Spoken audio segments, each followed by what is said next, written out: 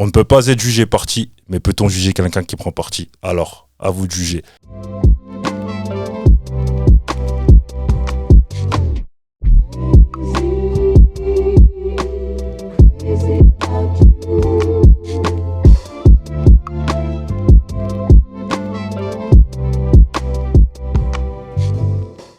Salutations à toutes et à tous, bienvenue à bord de la Haute Sphère Cosmonaute, l'émission qui prône la vulgarisation et la transmission pour l'élévation. Moi c'est Audrey, enchanté. Aujourd'hui, on va évoquer le thème de la police. Et oui, c'est de ça qu'il s'agit. L'hôte du jour, c'est Fabien Billeran. Salut Fabien, comment vas-tu? Salut, très bien et toi? Ça va, ravi de te recevoir ici. Ravi d'être ici aussi. Est-ce que tu peux te présenter s'il te plaît? Je m'appelle Fabien Billeran, je suis désormais ancien policier. J'ai exercé dans la police nationale pendant environ 15 ans, notamment en commissariat en région parisienne, à Colombes, on va dire dans des quartiers un petit peu chauds, avant de basculer en police judiciaire et spécifiquement à la brigade des stupes. Ça c'est au niveau de la carrière, mais après j'ai bien sûr beaucoup d'engagement dans la police et j'imagine qu'on va en discuter ensemble tous les deux. Exactement. On va revenir un peu sur ton parcours. C'est à quel moment que tu es entré dans la police? Est-ce que c'était une vocation? Dis-nous tout. Alors, c'est paradoxal, mais moi, dans ma famille, c'est une culture de gendarme. C'est-à-dire que mon grand-père était gendarme, mes oncles étaient gendarmes. Et du coup, j'ai déjà baigné un petit peu, on va dire, dans le milieu en ayant un a priori favorable à l'action policière. Mais c'était pas forcément, je dirais, une vocation au départ. C'est venu après, notamment dans mes années lycée et à la fac, à Toulouse notamment, parce que à l'époque, mes amis proches, beaucoup d'entre eux sont tombés dans la consommation de drogues problématiques, notamment la cocaïne, etc. Et certains sont même tombés dans le trafic, y compris jusqu'au trafic international. Donc moi, si tu veux, je baignais avec eux dans leur univers, sans être impliqué en tout cas dans le trafic ou dans ces trucs-là. Et si tu veux, en tant qu'ami, j'avais une énorme frustration. C'était celle de ne pas pouvoir les aider, pas pouvoir leur apporter soutien ou leur faire prendre conscience qu'à un moment donné, ça déconnait, quoi. Et si tu veux, très naïvement, je me suis dit, comment trouver la solution? Je vais rentrer dans la police, je vais aller à la brigade des stupes de Paris, couper le robinet aux dealers, comme ça mes potes, ils n'auront plus de problème. Donc voilà, c'était mission très manichéenne. Super héros. ouais, très manichéenne, très naïve. Et c'est comme ça que j'ai postulé au concours de gardien de la paix 2007, il me semble, pour ensuite intégrer l'école de police et in fine être affecté à Colombes, en région parisienne, pour les débuts de ma carrière. Donc t'es de Toulouse? Carcassonne, exactement. Ah, excuse-moi. mais voilà, c'est quand même l'Occitanie et c'est les mêmes racines. Mais comment ça se fait que tu es passé de Carcassonne justement à Colombes? C'est toi qui as choisi l'affectation ou... C'est un petit choix forcé, je dirais, parce que si tu veux, quand on est en école de police, on a des évaluations sur notre capacité à être policier, en tout cas, et en fonction, on a un classement à la fin. Et en fonction de ce classement, on a une liste de postes, et les premiers choisissent, les derniers prennent ce qui reste. Mais en tout cas, dès les premiers, le choix, c'est Paris ou région parisienne, grosso modo, parce que toutes les nouvelles recrues arrivent là-bas, parce que une fois que les policiers, on va dire, provinciaux affectés à Paris peuvent revenir chez eux, en fait, il y a une espèce de turnover comme ça qui fait que tous les jeunes vont à Paris, et une fois qu'on a une certaine expérience, on peut éventuellement repartir dans sa région d'origine. Donc voilà, je savais que j'allais partir à Paris, moi ça me posait pas de problème, parce que dans tous les cas, je voulais aller à la brigade des stupes de Paris, donc voilà, mais c'est vrai que c'est un choc toujours de quitter sa province, sa petite ville, on va dire, plutôt tranquille, et de débarquer en région parisienne avec tous les fantasmes qu'on peut avoir, sans forcément connaître, sans forcément, tu vois, appréhender le truc avant. Et c'est vrai que quand on arrive, c'est un choc pour tous les policiers. Mais voilà, ça explique un petit peu pourquoi tous ceux qui sortent de l'école de police se retrouvent plus ou moins affectés à Paris, quoi. Donc tu étais dans les premiers? J'étais 300 sur 1400 à peu près. Ah, c'est bien. Ce qui me laissait l'opportunité de choisir, parce que dans les choix de poste à Paris, t'as, on va dire, les commissariats en police secours. Donc là, c'est ce que tout jeune policier veut faire, en fait, apprendre le taf sur le terrain. Et t'as aussi faire la plante verte au ministère de l'Intérieur, à appuyer sur un bouton pour lever la barrière, quoi. Donc moi, je voulais m'éviter cet écueil-là, et je voulais suffisamment bosser pour, en gros, choisir un peu l'endroit dans Paris où j'allais. Et je te raconte l'histoire parce qu'elle est marrante. Quand je me retrouve dans l'amphithéâtre justement pour le choix des postes, 30 secondes avant de choisir, je sais absolument pas où je vais mettre les pieds. Et je me tourne vers mon instructeur, je lui dis qu'est-ce que tu me conseilles? Il me dit tu veux faire quoi? J'ai dit les stupes. Il me dit prends Colombe. J'ai dit ok, Colombe. Et ça s'est décidé comme ça, tu vois. Ok. Et ce qui m'a fait marrer, c'est que Colombe, les habitants, c'est des Colombiens. Donc moi qui voulais bosser, entre guillemets, tu vois, dans le trafic de stupes, je me suis dit, je vais devenir colombien. L'image est assez sympa, quoi. Et à Colombe, donc, commissariat, spécialisé dans les stupes, tu faisais ça? Alors pas tout de suite. Okay. Au début déjà j'ai dû apprendre à être policier parce que c'est quand même un apprentissage. Hein. Même si on a un an de formation, la formation elle reste très théorique, très axée sur le droit, qu'est-ce qu'on a le droit de faire, de pas de faire, etc. Mais pas forcément sur les outils de comment bien communiquer, comment bien gérer son stress, comment taffer en tant que policier. Et donc j'ai commencé pendant 4 ans à être en police secours. Donc en uniforme, dans la voiture de police sérigraphiée, à répondre aux appels 17 notamment, et tous les appels d'urgence. Donc pour moi, c'était une étape primordiale et indispensable pour apprendre le boulot de terrain, savoir comment ça se passait déjà sur le terrain. Parce que même si je voulais devenir enquêteur par la suite, en tant qu'enquêteur, notamment au PJ, on donne des ordres à des policiers qui sont sur le terrain. Donc donner des ordres sans savoir ce qui se passe sur le terrain, pour moi, c'était pas compatible en fait. Donc je voulais absolument avoir cette période de formation avant de pouvoir évoluer. Et donc j'ai fait 4 ans, où ça s'est super bien passé d'ailleurs. J'imagine qu'on en reparlera. Oui. Mais et voilà, avant de véritablement me spécialiser et basculer au départ en service d'enquête au niveau du commissariat et ensuite à la police judiciaire. D'accord. Donc 4 ans, après ces 4 ans-là, maintenant, toi, tu rentres vraiment dans les stupes. Alors pas tout de suite. Pas tout de suite encore. Parce que je demande les stupes en sortant de la police secours, parce que je me dis j'ai quand même quelques compétences, je connais un peu le trafic avec mes potes avant, etc. Et ils me disent non, t'es trop jeune, tu vas d'abord faire tes preuves, tu vas aller au vol-violence. Ok, vol-violence, donc pendant 1 an j'ai fait ça. Et très vite en fait je me suis rendu compte que, étant issu du terrain, en connaissant justement les habitants, les délinquants, savoir bien faire la différence entre les deux, quand je recevais des plaintes de victimes qui me décrivaient des personnes en fonction du quartier, je disais c'est lui, c'est lui, c'est lui. Et en fait, très vite, j'ai regroupé toutes les plaintes pour vol-violence dans un quartier et on a fait une affaire énorme parce qu'on avait remonté, je crois, 85 plaintes de mémoire de victimes de vol à l'arraché, de téléphone portable ou de veste Canada Goose à l'époque, etc. Et ça a permis d'identifier 25 auteurs, donc à cette époque-là, on avait même fermé le commissariat exprès pour traiter uniquement de cette affaire parce qu'elle était un petit peu hors norme. Et à l'issue de cette affaire, ils m'ont dit Fabien, en fait, t'as l'air de savoir travailler en tant qu'enquêteur et tout. Qu'est-ce que tu veux? Et j'ai dit depuis le début, je veux les stupes, donc mettez-moi au stup. Et c'est comme ça que j'ai fait 1 an avant d'être vraiment spécialisé au stup au niveau du commissariat. Ah mais c'est bien, tu t'es fait les dents, comme on dit. C'est ça. Mais après, t'as mérité ta place au final. Exactement. Et après, j'ai pu commencer à exercer au stup, spécifiquement avec une première frustration. C'était que, tout simplement, mon rôle, c'était, on va dire, un petit peu la permanence. C'est-à-dire que quand tu as un équipage extérieur, que ce soit la BAC, la BST, peu importe, ils interpellent un mec pour stup, que ce soit de la consommation ou du deal, ils le ramènent au commissariat, ils le présentent, et ils me le présentaient à moi en disant, on l'a interpellé pour ça ou pour ça. Et moi, après, soit je faisais la garde à vue, soit je faisais une audition, soit je commençais mon enquête. Et si tu veux, dans mon idée, mon groupe, il s'appelait BEI, pour Bureau d'enquête d'initiative.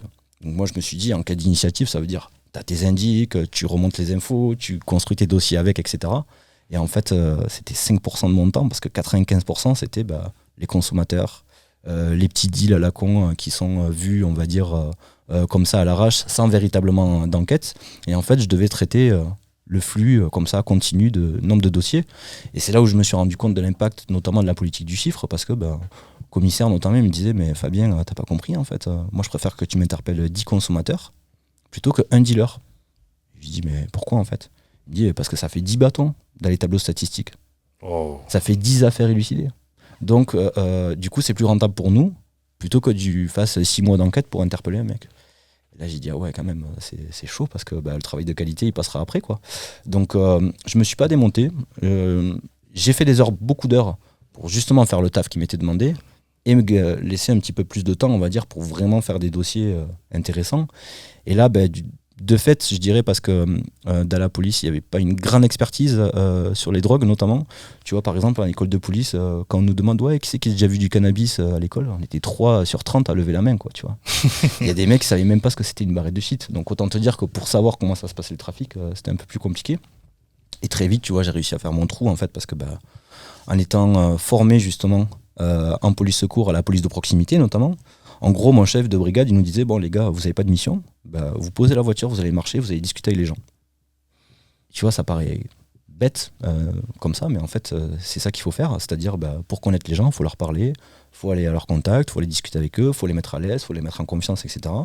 Et de là, c'est là où on récupère des infos.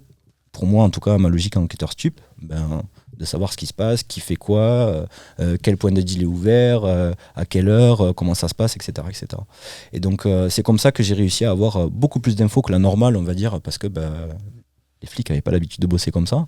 Et très vite, j'ai fait mon trou avec, on va dire, entre guillemets, des records de saisie au niveau local, avec des affaires un peu plus élaborées, où on démontait vraiment tout le point de deal, de la tête jusqu'au guetteur, etc., etc. Et ça a été super apprentissage en commissariat, parce que ça m'a appris à travailler, on va dire, dans l'urgence, avec des conditions de travail absolument pourries, avec une hiérarchie qui ne pensait qu'à ses tableaux statistiques, avec chaque service extérieur qui allait interpeller mais qui en faisait qu'à sa tête pour son propre compte, avec une logique de concurrence et tout. Et comment arriver, on va dire, dans ce gros bordel, je dirais, à fédérer les énergies pour que les enquêtes qu'on fasse soient efficaces, aboutissent, etc. etc. Et donc là, tu as vraiment fait un travail de police de proximité au final. C'était de la police de proximité aussi au niveau des enquêtes, c'est-à-dire en plus moi j'avais entre guillemets la chance d'habiter à Colombes. Okay. C'est-à-dire en général tous les policiers quand ils sont affectés à Paris, ils ont peur, à tort ou à raison, mais en tout cas ils ont peur et ils préfèrent habiter loin de leur lieu de travail. Comme ça ils savent que quand ils rentrent chez eux, ils peuvent poser le cerveau, ils peuvent entre guillemets se détendre un peu plus parce qu'ils savent qu'ils ne seront pas embêtés par rapport à leur travail ou par rapport aux gens qu'ils ont rencontrés à leur travail, etc. Et moi, en fait, je voyais pas le problème parce qu'à partir du moment où tu te comportes bien, correctement, que tu respectes les gens, t'as pas de soucis. Donc c'était amusant parce qu'il y a des fois, j'interpellais des mecs le matin. Le soir, je sortais faire mes courses et le mec était là en train de faire ses courses aussi. Et alors, qu'est-ce que tu fais là et tout? Je fais mes courses et toi? Moi aussi et tout, etc. Et en fait, voilà, le fait d'avoir toujours eu une approche réglo, en fait, tu vois, juste, enfin, en tout cas, ce que j'essayais, parce qu'on est jamais parfait, mais ça m'a permis, en fait, déjà de pas être embêté. Sur la commune. Et même une fois, j'ai été entouré d'une vingtaine de mecs en me disant ouais, lui, il est flic, nanana, et tout, etc. Et en fait, vu que je connaissais très très bien mon secteur et les gens avec qui j'avais affaire, je les appelais par leur nom, prénom, date de naissance, adresse, tu vois. Donc du coup, lui dit oh, lui, il nous connaît, hop, s'il nous connaît, tranquille, etc. Ça désamorçait tout, en fait. J'ai jamais eu de problème. Alors que j'étais très clairement identifié flic, en plus flic des stupes, etc. Et ça m'empêchait pas d'exercer, quoi. Je vois. Tout à l'heure, tu as parlé de record de saisie. C'est quoi ton record? Le plus gros record.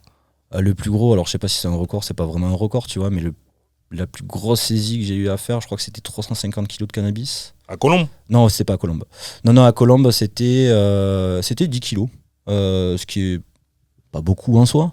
Mais si tu veux, dans une logique où tu as des flics qui savent pas ce que c'est une barrette, déjà faire 10 kilos, d'arriver à trouver la nourrice, d'arriver à avoir les infos sur l'organisation du trafic, péter tout le trafic, alors quand je dis péter, ça veut dire interpeller, tu vois, présenter à la justice, etc. C'était déjà beaucoup en fait, parce que je crois que le record avant c'était 1 kg ou 1,5 kg, tu vois. Donc la première affaire, moi on arrive à faire 10 kilos, ils me regardent tous comme un extraterrestre, ils me disent mais comment tu fais en fait, on n'a jamais vu ça. Donc voilà, après moi je ciblais pas spécifiquement. Ça fait partie du prestige, si tu veux, de l'activité policière. Donc, quand tu fais une saisie, c'est valorisé. Tout le monde te pousse à faire ça. Mais moi, ce qui m'intéressait, c'était justement, est-ce qu'on a attrapé la tête, en fait, du réseau? Est-ce que l'action qu'on a eue va être efficace pour empêcher que le trafic se réimplante ou quoi que ce soit? Et c'est là où c'était un peu plus problématique parce que je me suis rendu compte qu'à chaque fois qu'on avait une interpellation, y compris de tout le réseau, 1 heure après, le trafic il reprenait, quoi. Ah, ouais. Avec des têtes différentes, avec une organisation différente. Etc., etc. Donc pour moi, je l'ai vécu plus comme un échec, malgré entre guillemets les records de saisie, etc., plutôt que vraiment une réussite, parce que d'autant plus que quand on interpellait par exemple tout un réseau sur un point de deal, style voilà le four, tu vois, dans un hall d'immeuble, les guetteurs, le vendeur, etc., quand on arrivait à interpeller tout le monde, 1 heure après, le trafic qui se remet en place. Et si jamais on interpelle vraiment tout le monde, y compris la tête de réseau, là ça tire, il y a des morts, il y a des blessés. Et derrière, c'est le plus violent qui reprend la place et ça recommence. Donc si tu veux, moi, 1 fois, 2 fois, 3 fois, comme ça, là, je vois que la petite mécanique où, en fait, derrière, c'est le plus violent qui reprend la place, je me dis, bon, ça sert à quoi au final? À quoi bon? Mais bon, je me dis, je suis au commissariat, c'est pas encore mon objectif de carrière, moi je vais aller à la brigade des stupes, donc voilà, je fais mon trou, je fais mes preuves, je fais mes marques, j'apprends, et on verra plus tard, quoi, parce que je me dis, c'est peut-être là-bas que on va finir par interpeller les plus gros. Donc revenons justement à ce passage à la brigade des stupes, il se passe quand? Il se passe en 2017. D'accord. Après combien de temps à Colombes? Ça faisait 8 ans. Ok. Et dans un contexte un peu particulier, parce que en 2016, je m'engage d'aller policier en colère, etc. Et derrière, je subis des foudres hiérarchiques parce que, entre guillemets, je l'ai ouverte et il fallait pas. Et pour dénoncer les dysfonctionnements, les conditions de travail, etc. C'était pas méchant en plus à l'époque, j'étais pas encore aussi dénonciateur, je dirais, que maintenant. Mais voilà, ça m'a valu quelques foudres. Et disons que ça a été en plus ma porte de sortie, mais vraiment libératrice, parce que je vivais une véritable souffrance au travail à Colombes sur la fin. J'ai même pas eu de pot de départ, tu vois, par exemple, avec mes collègues. Et je m'étais même fait muter dans le commissariat d'à côté, à Agnières, avec mes dossiers d'enquête de Colombes. Donc imagine-toi, t'es policier à Paris, on te mute à Marseille, tu prends tes dossiers de Paris pour aller les traiter à Marseille, tu vois, c'est à peu près le même principe. Et en plus, il m'avait mis dans un bureau avec des cafards, tu vois. Donc si tu veux, c'était vraiment le truc lourd, tu vois. Et pour moi, brigade des stupes, c'était une obligation déjà de carrière, mais aussi là, pour le coup, une obligation pour mon équilibre et ma santé mentale. Et c'est là où voilà, j'ai fait mon trou en passant les tests de recrutement, en allant voir les gens, en allant me montrer, etc. et tout. Et là, le chef de la brigade des stupes, il me rappelle et tout, il me dit « Fabien, c'est bon, t'es numéro 1 sur la liste, pour le recrutement, il n'y a pas de problème et tout. Par contre, est-ce que t'es syndiqué ?» J'ai dit « non, j'étais dans les policiers en colère, on dénonçait les syndicats et tout, etc. » Il me dit « si t'es pas syndiqué, on va te passer devant. » Et à ce moment-là, il a fallu que je me syndique chez Alliance, le syndicat que je déteste au plus haut point, si tu veux, par rapport à mes valeurs et tout, mais parce que c'était le syndicat le plus implanté à la brigade des stupes. Donc au niveau local, ils avaient le pouvoir, entre guillemets, d'assurer que ma mutation se passe bien. Et du coup, j'ai dû me syndiquer chez Alliance avant d'arriver à la brigade des stupes. Donc ça a vraiment été un combat, si tu veux, pour arriver là-bas. Et par contre, quand j'y suis arrivé, c'était le 36 quai des Orfèvres. Moi, je montais l'escalier mythique tous les matins, tu vois. Là où, notamment, dans le film SK1, on voit Guy Georges. Tu vois, dans tous les, on va dire, les gros films de cinéma qui partent de la police judiciaire à Paris, on voit cet escalier. Enfin, je veux dire, tout le monde le connaît, c'est mythique. Il y avait un lieu chargé d'histoire. Enfin, moi qui étais passionné, qui voulait aller là-bas, j'étais comme au paradis. Mais ça a duré 15 jours. 15 jours parce que, suite à ça, il y a eu le déménagement maintenant à Port-de-Clichy, à côté du nouveau tribunal. Et je suis arrivé à ce moment-là, en fait. Donc, je suis passé de bâtiment historique chargé d'émotions et de motivation à le bâtiment tout neuf avec les couloirs un petit peu austères, tu vois, bureau avec l'usine de traitement des déchets à côté, le périphérique et la pollution, quoi, tu vois. Ça a perdu de son charme. Donc ouais, le charme là, il était parti, mais bon, je me suis dit, voilà, tant pis, j'y suis, ça fait partie de l'évolution du truc, on va aussi apporter peut-être une petite partie d'histoire à ce nouveau lieu, donc pourquoi pas après tout. Mais ouais, j'avoue que j'étais au moins content de pouvoir faire 15 jours au 36 quai des Orfèvres. Et je me suis dit, tu vois, voilà, je pourrais en parler à mes petits-enfants plus tard en disant, j'y étais, mais bon, c'est sûr que j'étais un peu déçu et frustré par rapport à l'envie d'être là-bas et de vivre dans ce lieu qui pour moi, il n'y avait pas besoin de motivation le matin. Je veux dire, j'arrivais le premier, je repartais le dernier, parce que c'est un lieu qui te motive en fait quand tu veux devenir enquêteur, quoi. Comment ça se passe pour toi justement à la brigade des stupes? Plutôt bien. Dans un premier temps, je suis affecté à la permanence, c'est-à-dire en gros en fonction d'un certain protocole dans Paris. Volume de saisie, complexité d'interpellation, ce genre de choses. La brigade des stupes est automatiquement saisie. Et en gros, je fais mon taf de commissariat de manière un peu plus élaborée, parce que là, on est des groupes d'enquête où on a un peu plus de temps qu'en commissariat, on a beaucoup plus de moyens, forcément. Et donc, c'est, je dirais, le développement de mon taf au commissariat qui me permet un petit peu de progresser. Mais bon, très vite, je me rends compte que c'est l'usine là aussi, qu'on fait de la politique du chiffre aussi. Et notamment, on est submergé par le phénomène de ce qu'on appelle les bouletteux, entre guillemets, c'est-à-dire les mules qui partent notamment de Guyane en ingérant de la cocaïne dans des capsules, pour ensuite arriver à Paris, parfois repartir en province et autres.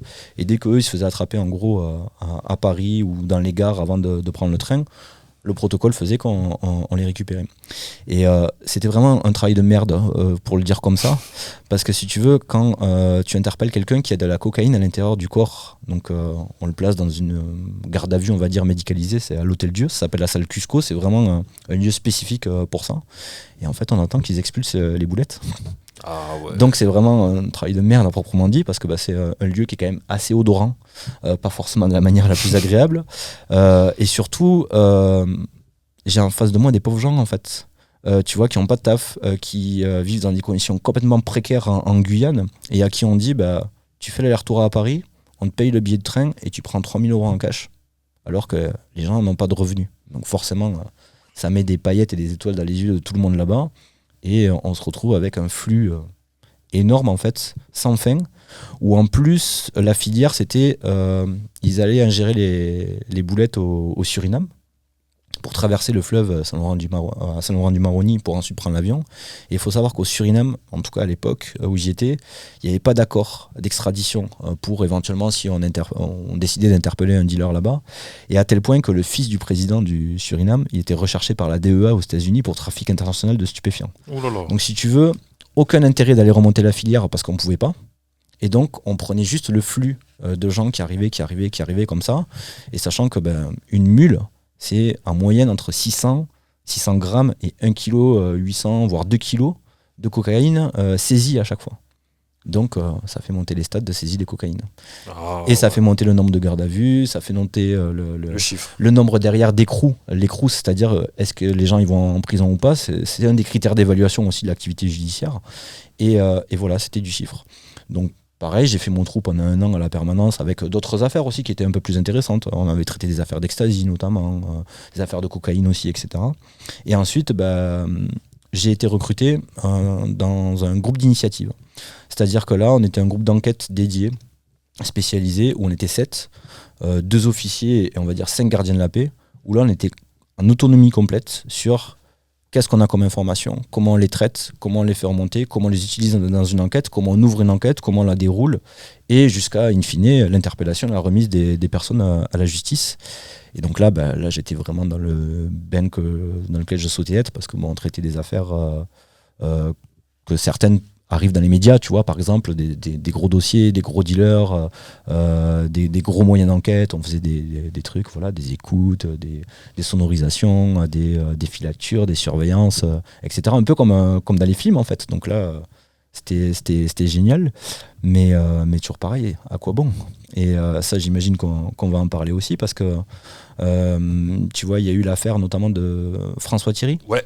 Sofiane Ambly, ouais. Voilà, l'office des stupes, à l'époque, l'octrice, il y a une découverte, alors pour refaire l'historique, la genèse de cette histoire, il y a une découverte de 7 tonnes de cannabis, boulevard Exelmans à Paris, dans le 16e, répartie dans 3 camionnettes, et très vite l'enquête qui est initiée par les douaniers, c'est un petit règlement de compte en fait entre douane, police, etc. au départ, mais les douaniers révèlent l'affaire, la brigade des stupes est saisie de ce dossier, et très vite on se rend compte que la marchandise appartient à Sofiane Ambly, qui est le principal informateur de François Thierry, le chef de l'office des stupes. Et donc, en fait, c'est ce qu'on sait, nous, à la brigade des stupes à ce moment-là, c'est que Sofiane Ambly, c'est le plus gros importateur de cannabis en France, voire en Europe, parce qu'on évalue sa capacité à faire rentrer, on va dire, la marchandise à 250 tonnes de cannabis par an. Sachant que la consommation de l'époque, c'était 400 tonnes de cannabis par an. Ah ouais, plus de la moitié, quoi que ça. Voilà, donc lui, plus de la moitié, ça venait de lui, en fait. Et si tu veux, François Thierry, pourquoi il utilisait ce mec-là ? Parce qu'en fait, lui, par exemple, il va faire rentrer un camion de 40 tonnes, il va garder les 7 tonnes peut-être pour faire la saisie avec la police de un de ses clients, et derrière, il y a 30-35 tonnes qui passent, quoi. Donc pour lui, c'est super rentable parce qu'il se fait max de thunes. Et vu qu'il a l'assurance que la police protège, on va dire, l'arrivage de la cam, en fait, il casse les prix. Donc il devient voilà, le plus gros avec le monopole, parce que c'est lui le moins cher, c'est lui qui a le site de meilleure qualité, et du coup tous les grossistes, semi-grossistes traitent avec lui, et donc c'est facile pour l'office de interpeller les clients, parce que si on interpelle avec 6 tonnes par exemple, ce qui s'est passé avec Exelmans, c'est que c'est François Hollande, la personne qui s'est pointé là-bas, en disant devant les caméras, oui, regardez, on a porté un coup fatal au crime organisé, etc. La guerre à la drogue, on est en train de la gagner. Enfin, toujours la même rhétorique du ministère de l'Intérieur ou du président, etc. Sauf qu'en fait, ce qu'ils ne savaient pas, c'est que là, c'était une opération de police organisée par l'octrice avec, en protégeant le plus gros dealer en fait, français pour juste attraper ses clients, parce que même ses clients, la saisie est tellement énorme que ça médiatise et que du coup, on peut avoir le narratif policier de dire regardez, la guerre à la drogue, on la gagne, quoi. Alors qu'en vrai, pas vraiment. La consommation de cannabis, même si elle a tendance à baisser un petit peu ces derniers mois, elle n'a jamais été aussi importante. Le prix, il a pas cessé de chuter. Donc, admettons, la pression policière, elle est forte, le prix, il monte. C'est logique, tu vois, parce que le produit, on a du mal à l'avoir, donc il y a des risques, etc. Là, le prix, il baisse. La consommation, elle augmente. La production mondiale, elle n'a jamais été aussi importante. Donc, on se dit, comment elle sert la police, en fait, si ce n'est qu'éventuellement faire croire qu'on régule un petit peu, etc. Mais on voit bien que là, il y a une accélération, notamment avec ce qu'on dit, les règlements de compte. Moi, j'aime pas le mot parce que c'est des assassinats ou tentatives d'assassinat. Règlement de compte, c'est quand on se rend la monnaie, quoi. Mais on rend la monnaie de la pièce, vrai, tu vois. C'est pas. Et quand on voit le niveau de violence qu'il y a dans ce qui est dit règlement de compte, on se dit, bah, en fait, on fait monter la violence, mais on résout quoi? On résout rien. Donc c'est pour ça que, même si tu veux, c'était passionnant à vivre comme métier. Voilà, moi j'avais besoin de sens en fait. J'ai été rentré dans la police avec des valeurs, pour des valeurs. Et t'as déchanté en fait. J'ai déchanté, ça a été un petit peu la désillusion. Alors déjà de plus avoir ce fameux bâtiment du Transquai des Orfèvres, mais aussi de voir que notre travail c'était vider l'océan à la petite cueillère, quoi. Ouais, je comprends. Et on va dire aujourd'hui t'es plus policier comme tu l'as dit en présentation tout à l'heure. On va parler de ce fameux bouquin qui t'a valu des foudres. Justement, toi, tes problèmes, ils commencent à partir de quel moment? Moi, ils commencent en 2016, en fait. Parce que jusqu'à présent, si tu veux, moi, j'étais gentil, discipliné, bon élève, entre guillemets, dans ce que je voulais faire, parce que j'avais un objectif de carrière et que je voulais absolument aller là-bas. Et je me posais des questions, je réfléchissais beaucoup, je discutais beaucoup avec mes collègues sur comment on exerçait le métier, etc. et tout, mais j'étais pas dans la revendication, j'étais pas dans on va dire le combat syndical ou autre. Et comme je te disais, il a fallu que pour que je puisse faire mes enquêtes d'initiative au commissariat, je fasse beaucoup d'heures pour, on va dire, traiter le flux constant quotidien. Et je me suis un peu épuisé dans le sens où on n'était pas assez pour traiter de tout le volume d'affaires qu'on avait à traiter. On avait des conditions de travail pourries. En fait, j'ai fait un burn-out en 2016. C'est-à-dire qu'au mois de septembre, je me retrouve à aller voir mon médecin et lui dire je dors plus, j'ai perdu 10 kilos, ça va pas. Voilà, je comprenais pas trop. Et il me dit c'est un burn-out, arrête-toi, repose-toi, etc. Et moi, dans cette logique-là, naïf, je me dis je veux la transparence avec mes officiers, avec mon commissaire. Je vais dire voilà, je fais un burn-out, qu'est-ce qu'on fait, quoi? Et le commissaire me dit non, vous inquiétez pas, monsieur Biran, on va aménager votre travail au retour, à la reprise, pour que vous soyez dans de bonnes conditions, pour reprendre progressivement et tout.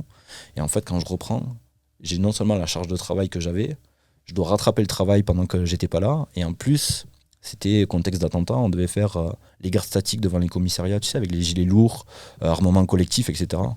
Pour moi, ça servait à rien, hein. On était juste des cibles devant le commissariat au cas où, mais voilà.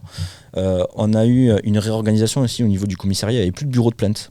Parce qu'en fait, c'est la tâche que personne ne veut faire dans un commissariat, tout le monde s'en fout, tu vois. C'est mal vu.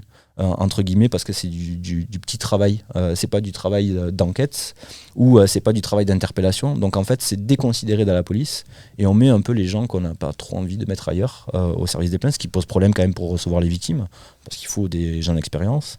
Et voilà. Et malheureusement, j'avais une charge de travail qui était devenue encore plus énorme qu'avant que je fasse mon burn-out.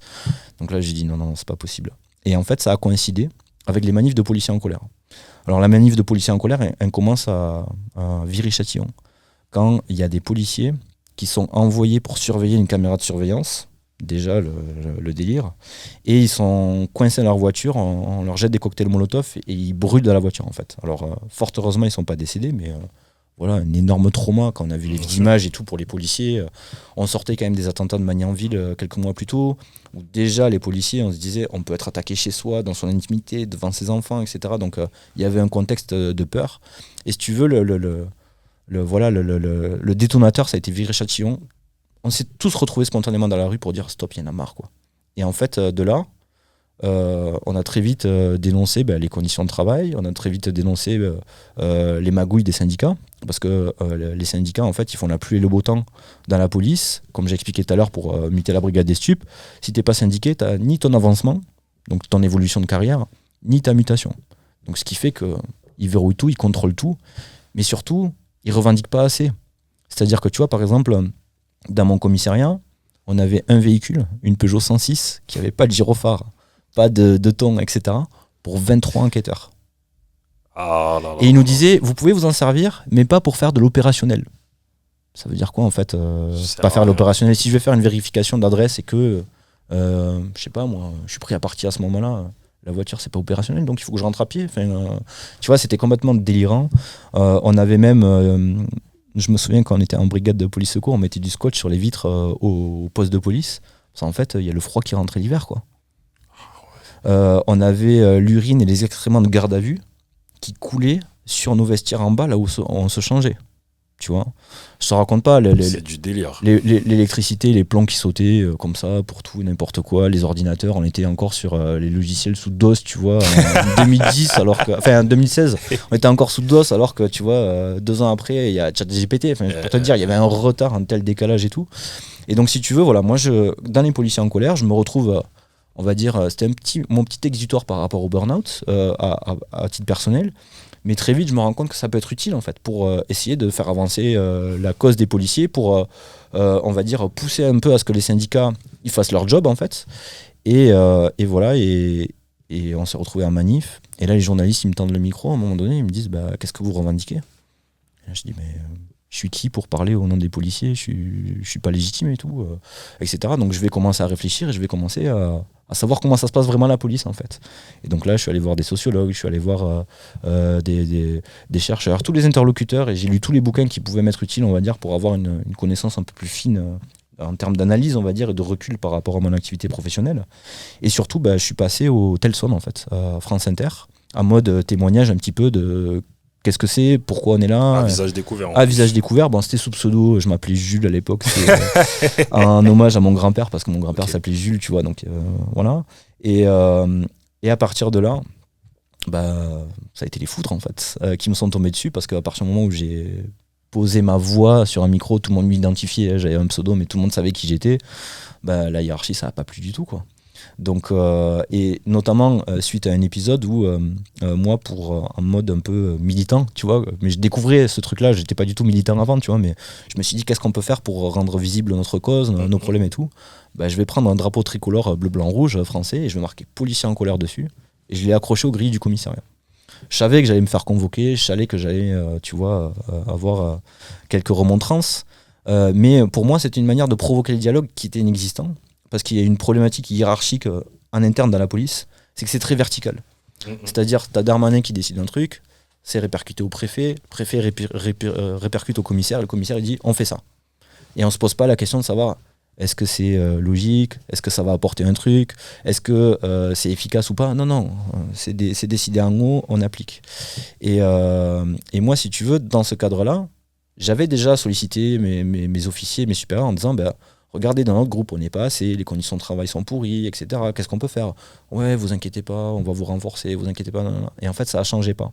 Et moi, si tu veux, c'était une manière pour moi de provoquer le dialogue, de dire, en fait, je vous ai sollicité, vous n'avez pas répondu aux attentes du groupe en termes de charge de travail. Donc maintenant, entre guillemets, je vous secoue un petit peu pour vous montrer que là, il y a un besoin urgent. Et le coup du drapeau, en fait, ça n'a pas plu du tout à ma hiérarchie. J'ai été convoqué par le préfet de police, Michel Cadot à l'époque, qui est maintenant préfet Île-de-France chargé des JO.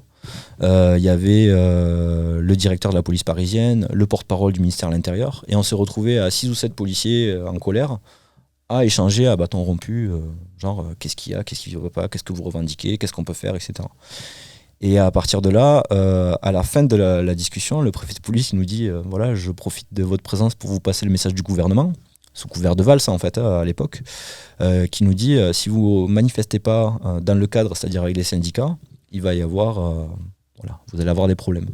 Et moi je me suis pas démonté, je dis en fait vous avez pas compris, les syndicats on les critique, on passera pas par eux, donc si vous voulez qu'on rentre dans la règle, on va créer une association, on va déclarer nos manifestations parce qu'on veut rentrer dans la règle, on est policier, on n'a pas envie de...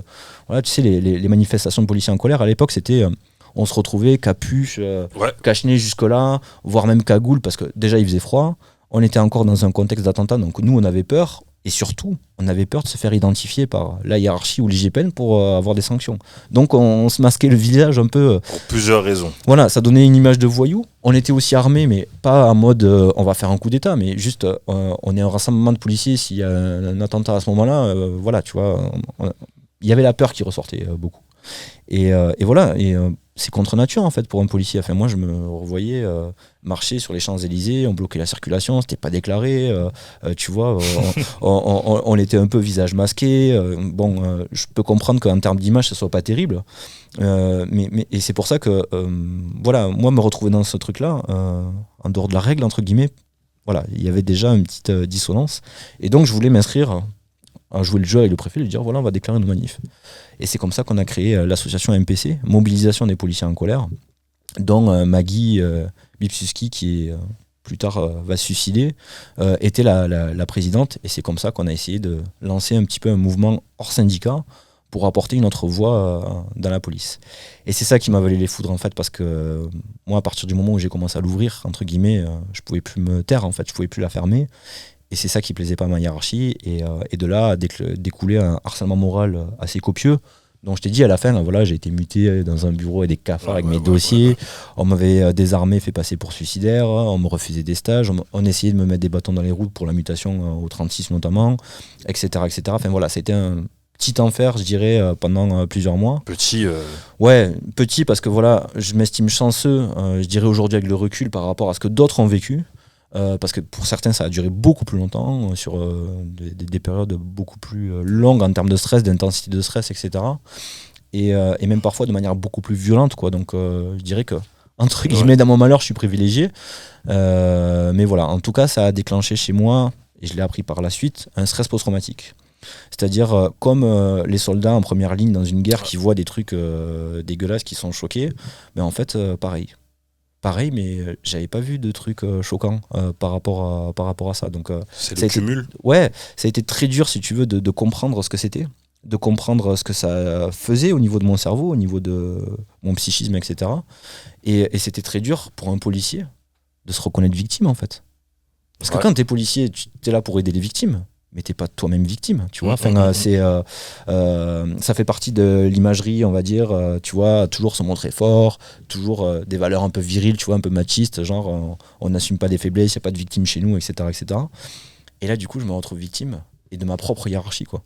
Alors, si tu veux, moi, je me suis toujours dit, tu vas rentrer à la brigade des stupes, tu vas avoir affaire à des dealers, des fois armés, des fois vraiment ils veulent pas aller en prison, etc. Il va y avoir la violence, il va y avoir l'animosité, ok, on est formé à ça, pas de problème. Mais j'ai pas été formé à ce qui devait se passer en interne, en fait. Ah ouais. La violence en interne, pour moi, a été... pire que... Ouais, parce que j'idéalisais, si tu veux, encore une fois, j'étais dans le moule gendarme, même si je fais le choix de partir de la police. Mais pour moi, c'est réglo, c'est carré, tu vois, il peut pas y avoir ce genre de truc, quoi. Et là, c'est moi qui le subis, entre guillemets, donc, tu vois, ça a été très difficile d'accepter, de comprendre et de me retourner, parce que j'ai déposé plainte, et il y a d'ailleurs... je peux pas trop en parler, j'ai pas envie d'en parler en tout cas, mais il y a une instruction qui est en cours pour justement essayer de voir s'il va peut-être y avoir un procès ou pas, on verra, mais en tout cas je me suis pas démonté, j'ai déposé plainte. Et c'est vrai que de là, je me suis fait accompagner sur le plan psy, parce que bien sûr, pour la première fois, je suis allé voir un psy en disant ça va pas, là j'ai un genou à terre et tout par rapport à tout ce qu'ils m'ont fait, donc voilà, ça m'a permis aussi de libérer un peu des traumas. Et c'est le piège d'ailleurs, quand on se sent bien chez le psy, au bout d'un certain temps, c'est de dire c'est bon, ça va mieux, j'ai pas besoin d'y retourner. Et moi, c'est un peu ce qui m'est arrivé. Et en fait, j'avais ce stress post-traumatique qui était latent, qui restait là, et qui a été réactivé après au fur et à mesure de mes péripéties de carrière, quoi. Mais voilà, en tout cas, à ce moment-là, moi, ça a été un énorme soulagement de pouvoir sortir de ce cadre-là qui était toxique, pour pouvoir avoir un petit peu plus de tranquillité, d'apaisement dans mes missions, quoi. Mais Fabien, tu disais que tu as eu le stress post-traumatique, donc tu as vécu des choses très difficiles. Tout à l'heure, on t'a fait passer pour un suicidaire. Il me semble que t'as failli passer à l'acte. Mhm. C'était à cette période-là? Non, ça a été bien plus tard. Ok. C'est-à-dire qu'au moment où ils me désarment et ils font passer pour suicidaire, c'est le moment où on est vraiment en conflit, si tu veux, parce qu'ils n'ont pas digéré que j'ai fait le coup du drapeau, entre guillemets, et que à partir de là, entre guillemets, je me laisse plus faire, tu vois. Quand ils me demandent des trucs, des ordres illégaux, par exemple, j'ai un officier, on organise une opération, ça s'appelle les CODAF, je t'épargne le sigle parce que c'est pas intéressant, mais en gros, on travaillait à la demande du préfet sur des petites entreprises, genre une auto-école, genre une chicha, ce genre de trucs, pour aller chercher le travail dissimulé. Donc les gens qui sont payés au black, parce qu'ils considéraient que c'était voilà, de l'économie souterraine liée au trafic. Et donc c'est surtout que ça faisait saisir de l'argent, ça faisait du chiffre, etc. etc. Je t'épargne le truc. Et une fois, on se retrouve sur une opération où moi, j'étais pas du tout impliqué dans les réunions, il m'avait justement mis à l'écart et tout. Et une fois qu'on se retrouve sur place, ils me disent ouais Fabien, c'est toi qui vas diriger l'opération. Je suis non, t'es officier, toi tu vas y aller toi-même et moi je vais assurer ta sécurisation si tu veux, mais moi je suis au courant de rien donc tu vas faire le truc. Et en rentrant du commissariat, il me dit c'est toi qui vas faire le PV, le procès verbal, tu vois, de non en fait c'est toi qui as fait la mission, moi je peux pas faire ce PV sinon c'est un faux. Et de là du coup tu refuses un ordre machin et tout etc. Ça va pas se passer comme ça, donc il est allé chercher l'autre officier revient, vous refusez un ordre, ok, vous posez votre arme et vous partez.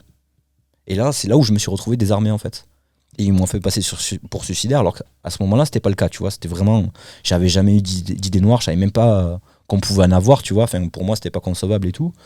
Et c'est là, petit à petit, si tu veux, le fait d'être désarmé, parce que symboliquement, pour un policier, tu enlèves son arme, tu enlèves son métier, en fait. Tu vois, enfin, c'est bête, mais n'importe qui regarde un policier, s'il n'a pas une arme, il va se dire t'es pas un vrai policier. Ouais, tu vois, c'est un imaginaire collectif. Et donc, du coup, ça m'a forcément atteint.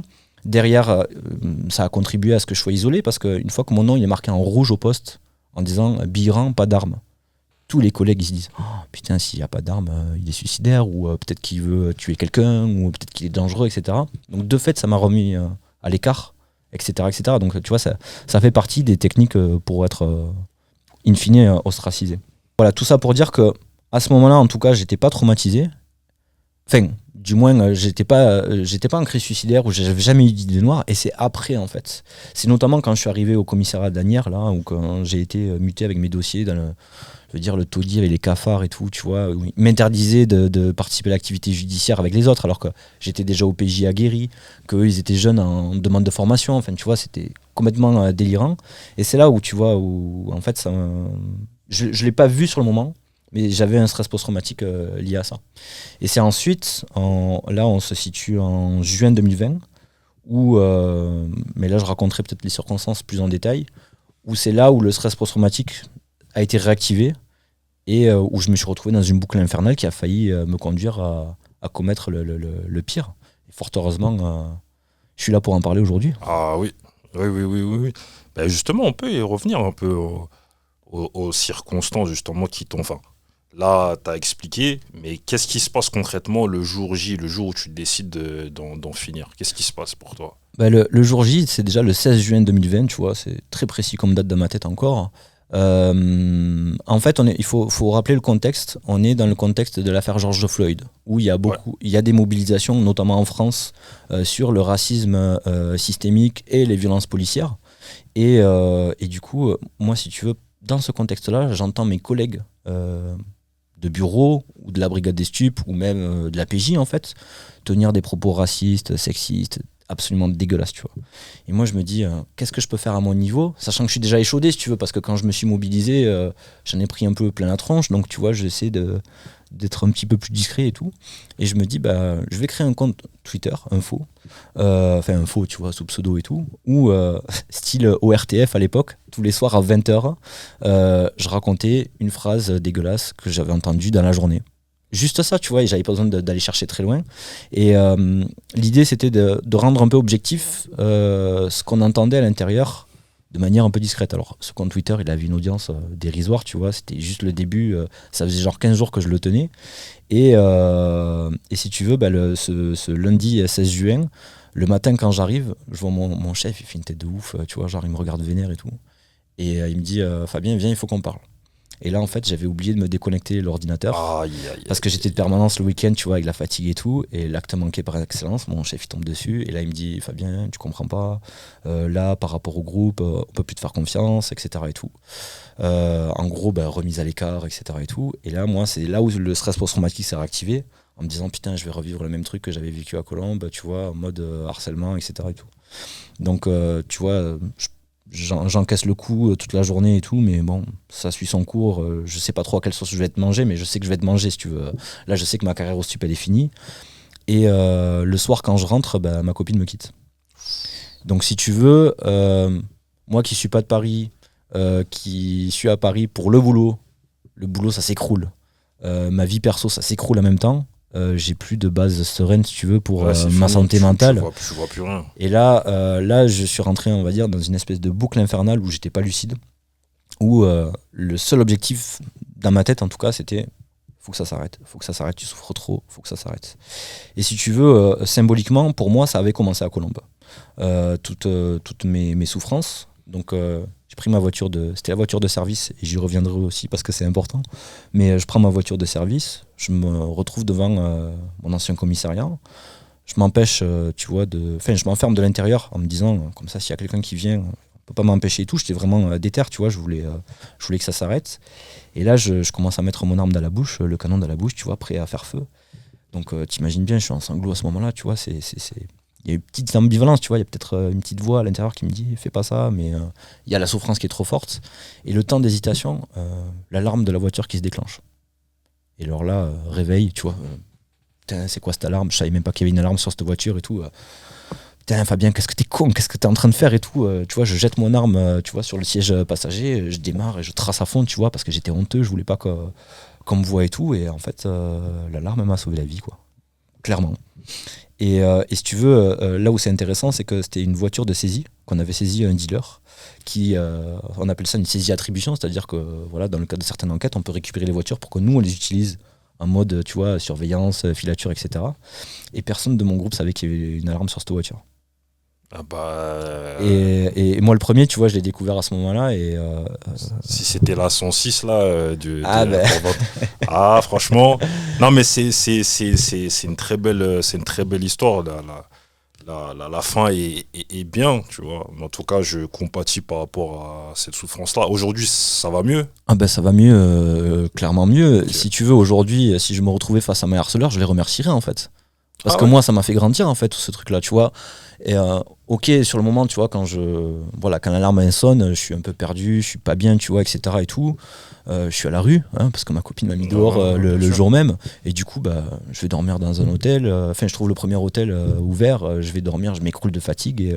Et si tu veux, je réponds pas au téléphone, etc. et tout. Le lendemain, mes collègues, ils s'inquiètent parce que mon chef, il sait très bien quand même que la veille, tu vois, j'en avais pleuré, tu vois, quand on avait discuté avec lui, que j'avais réalisé que entre guillemets, j'étais éjecté du groupe et de la police.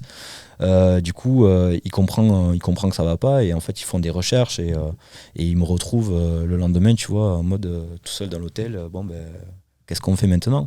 Et si tu veux, je vais revenir un petit peu en arrière dans le temps, mais en 2018, il y a une association qui se crée qui s'appelle PEPS, pour Policiers Entraide Prévention Suicide. Que d'ailleurs c'est Maggie avant son suicide qui avait un peu initié on va dire dans la dynamique, et c'est le président de l'association Yohan Dechaine qui avait eu l'idée de créer en fait un groupe Facebook fermé que pour les policiers, pour justement libérer la parole sur les traumas, les souffrances, etc., pour essayer de trouver une écoute et d'essayer de trouver des solutions pour aider les policiers en difficulté, parce que faut savoir que dans la police il y a eu 1200 suicides en 25 ans. Énorme. C'est une moyenne de 45 suicides par an. En proportion par rapport au nombre de policiers, c'est 40% de plus que la moyenne de la population en général. Donc ça veut dire qu'il y a une surreprésentation du suicide dans la police en particulier. Ça s'explique par deux choses à mon sens. Déjà, l'accès à l'arme, donc accès à un moyen de suicide on va dire rapide et efficace. Et le deuxième, c'est que les policiers, quels qu'ils soient, ils sont polytraumatisés. Parce que y a une étude notamment sur les policiers aux États-Unis là, qui est sortie récemment, qui explique qu'un policier dans sa carrière, c'est-à-dire en premier intervenant, c'est pas quel que soit son statut, quelle que soit son idéologie, quelle que soit sa façon de travailler, en moyenne, il va être soumis à 200 incidents critiques qui vont générer un stress post-traumatique chez lui. 200. Est-ce que tu sais combien c'est la moyenne pour une personne, entre guillemets, lambda, qui fait un métier tranquille, etc. Non. Un par vie. Ah bah. Et les policiers, c'est 200 dans leur carrière. Donc forcément, si tu veux, il y a quelque chose qui ne va pas dans la prise en compte de qu'est-ce qu'on voit en tant que policier. Je veux dire, moi en tant que policier, je suis intervenu sur des accidents mortels de la route, tu as du sang partout, tu as un membre d'un côté, un autre membre de l'autre. Des fois, j'ai dû décrocher des pendus, tu vois. Ma première intervention à Colombes, justement, c'était un mec de mon âge, 23 ans, qui avait pris une balle dans la tête, règlement de compte entre guillemets, dans le cadre d'un trafic. Tu vois, je suis intervenu plein de fois sur des blessés au couteau, par balle, tu vois la violence, tu baignes dans la violence, etc. Donc forcément, tu es traumatisé. Bien sûr. Même si tu es la tête sur les épaules, même si tu es aguerri, même si tu es formé à ça, il y a toujours un risque parce que en école de police, on te dit il faut porter ton gilet pare-balles, mais le gilet pare-balles mental, on te l'apprend pas, on te le donne pas, etc., etc. Donc si tu veux, dans cette association, moi je m'y suis investi. On essayait justement d'écouter les collègues, de les orienter, etc. Et dans ce cadre-là, on avait développé un partenariat avec une clinique, Val-Dracy, c'est à côté de Chalon-sur-Saône, où le programme, ça s'appelait Robe et Uniforme. Et en gros, ils accompagnaient le psychotrauma, justement, des agents en première ligne de l'urgence, c'est-à-dire les pompiers, les infirmiers, médecins urgentistes, les militaires, les policiers, etc. Parce que c'est eux qui sont confrontés, on va dire, aux scènes qui peuvent être traumatiques. Et du coup, quand mes collègues m'ont retrouvé, ils m'ont dit qu'est-ce que tu veux faire maintenant là on sait pas trop quoi faire de toi là maintenant, qu'est-ce que tu vas faire? Amenez-moi à Val-Dracy, je veux me soigner.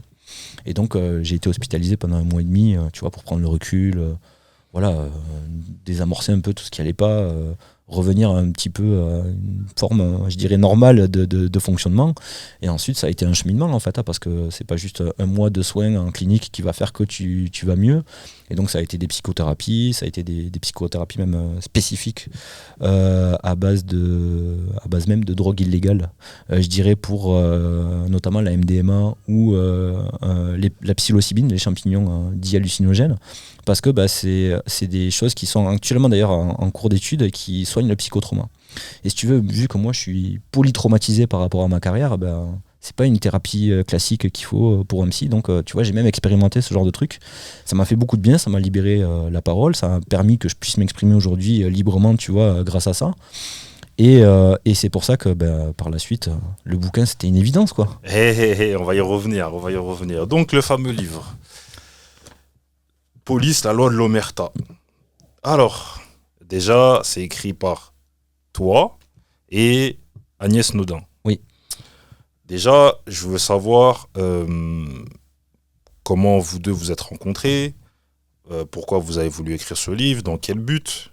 Ouais, beaucoup de questions, désolé, mais dans quel but. Et après, on va enchaîner. Alors c'est simple, c'est la continuité du truc. Moi quand je suis hospitalisé et qu'ensuite tu vois je me retrouve en arrêt maladie, l'urgence c'est de me soigner, tu vois, de me prendre en charge et tout. Mais au bout d'un certain temps, je réalise que si je me soigne et que je retourne à la police, en fait je me remets dans les problèmes et je vais me mettre entre guillemets dans le bordel. Donc du coup j'ai dit, c'est là où ça a été une décision à mes yeux courageuse, de dire la police est plus fait pour moi, ça correspond plus à mes valeurs, j'ai besoin de prendre du recul et de la distance, ne serait-ce que pour ma santé, etc. Donc je quitte la police. Mais par contre, comment la quitter la police? Parce que si je démissionne, pas de revenus derrière, pas de droit au chômage ou pas de possibilité de reconversion aussi facilement, etc. etc. Et il y a un dispositif qui est encore à laisser jusqu'en 2025 dans la fonction publique, qui est la rupture conventionnelle. Et j'ai fait la demande. Tout simplement, c'était en janvier 2021. Je formalise la demande de quitter la police. Donc pour moi, c'est déjà un soulagement de le faire. Mais pendant 1 an et demi, il ne s'est rien passé. Ma demande n'a pas été traitée. C'était, si tu veux, ça s'est arrêté au DRH de la préfecture de police.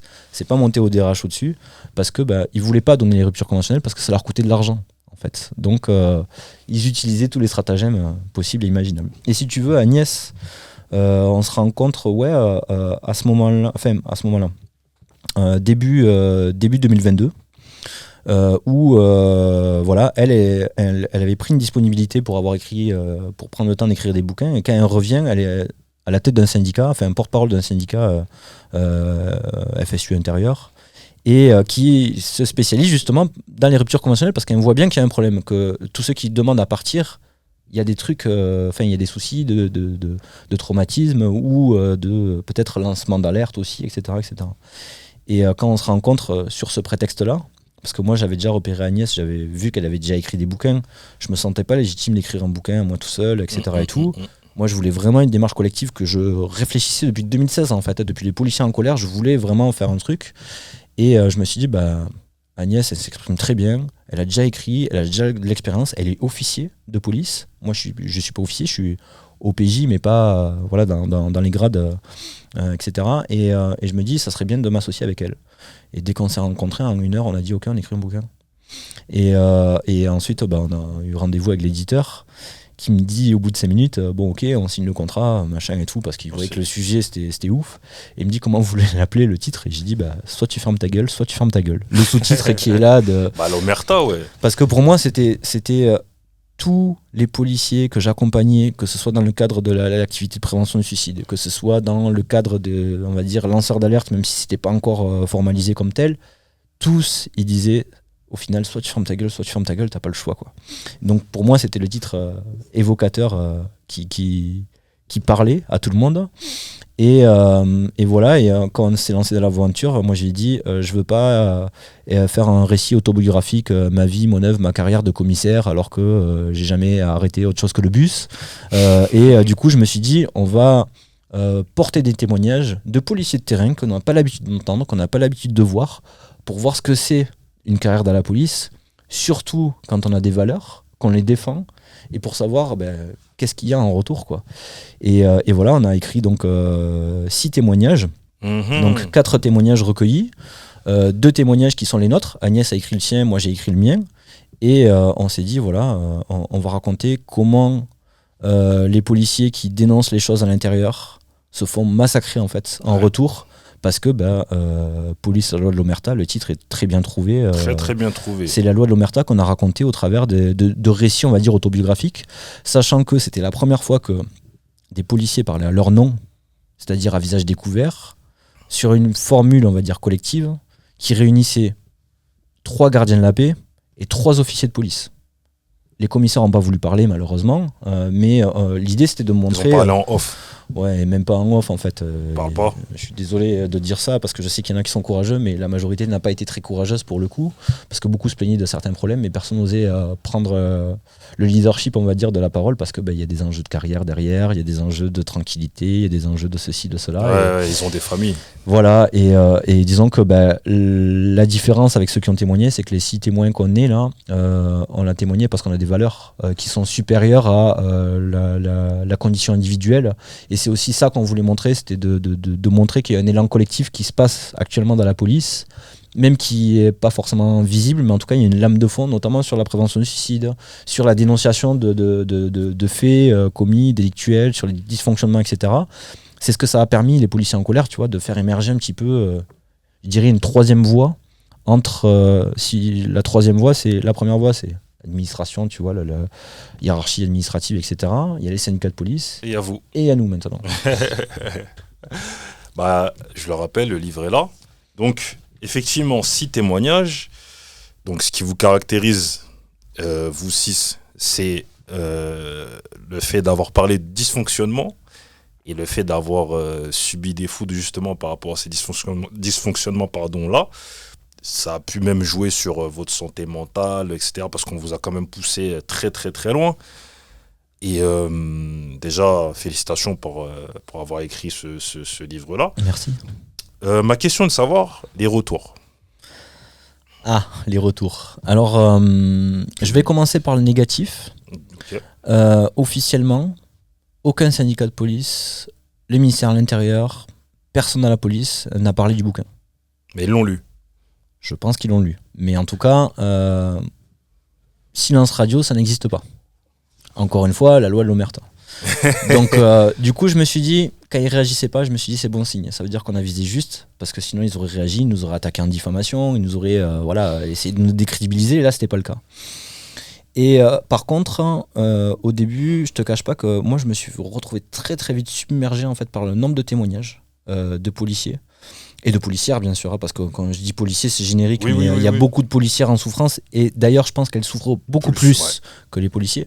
Mais voilà, j'ai eu beaucoup de témoignages de gens, mais en mode putain, enfin on aborde le sujet, enfin il y a quelqu'un qui a le courage de le porter, et enfin on va parler des vrais problèmes. Mais sauf que c'était des policiers, majoritairement multi-traumatisés, et qu'il a fallu écouter, qu'il a fallu accompagner, etc. Donc c'est un taf en soi, je veux dire, c'est pesant.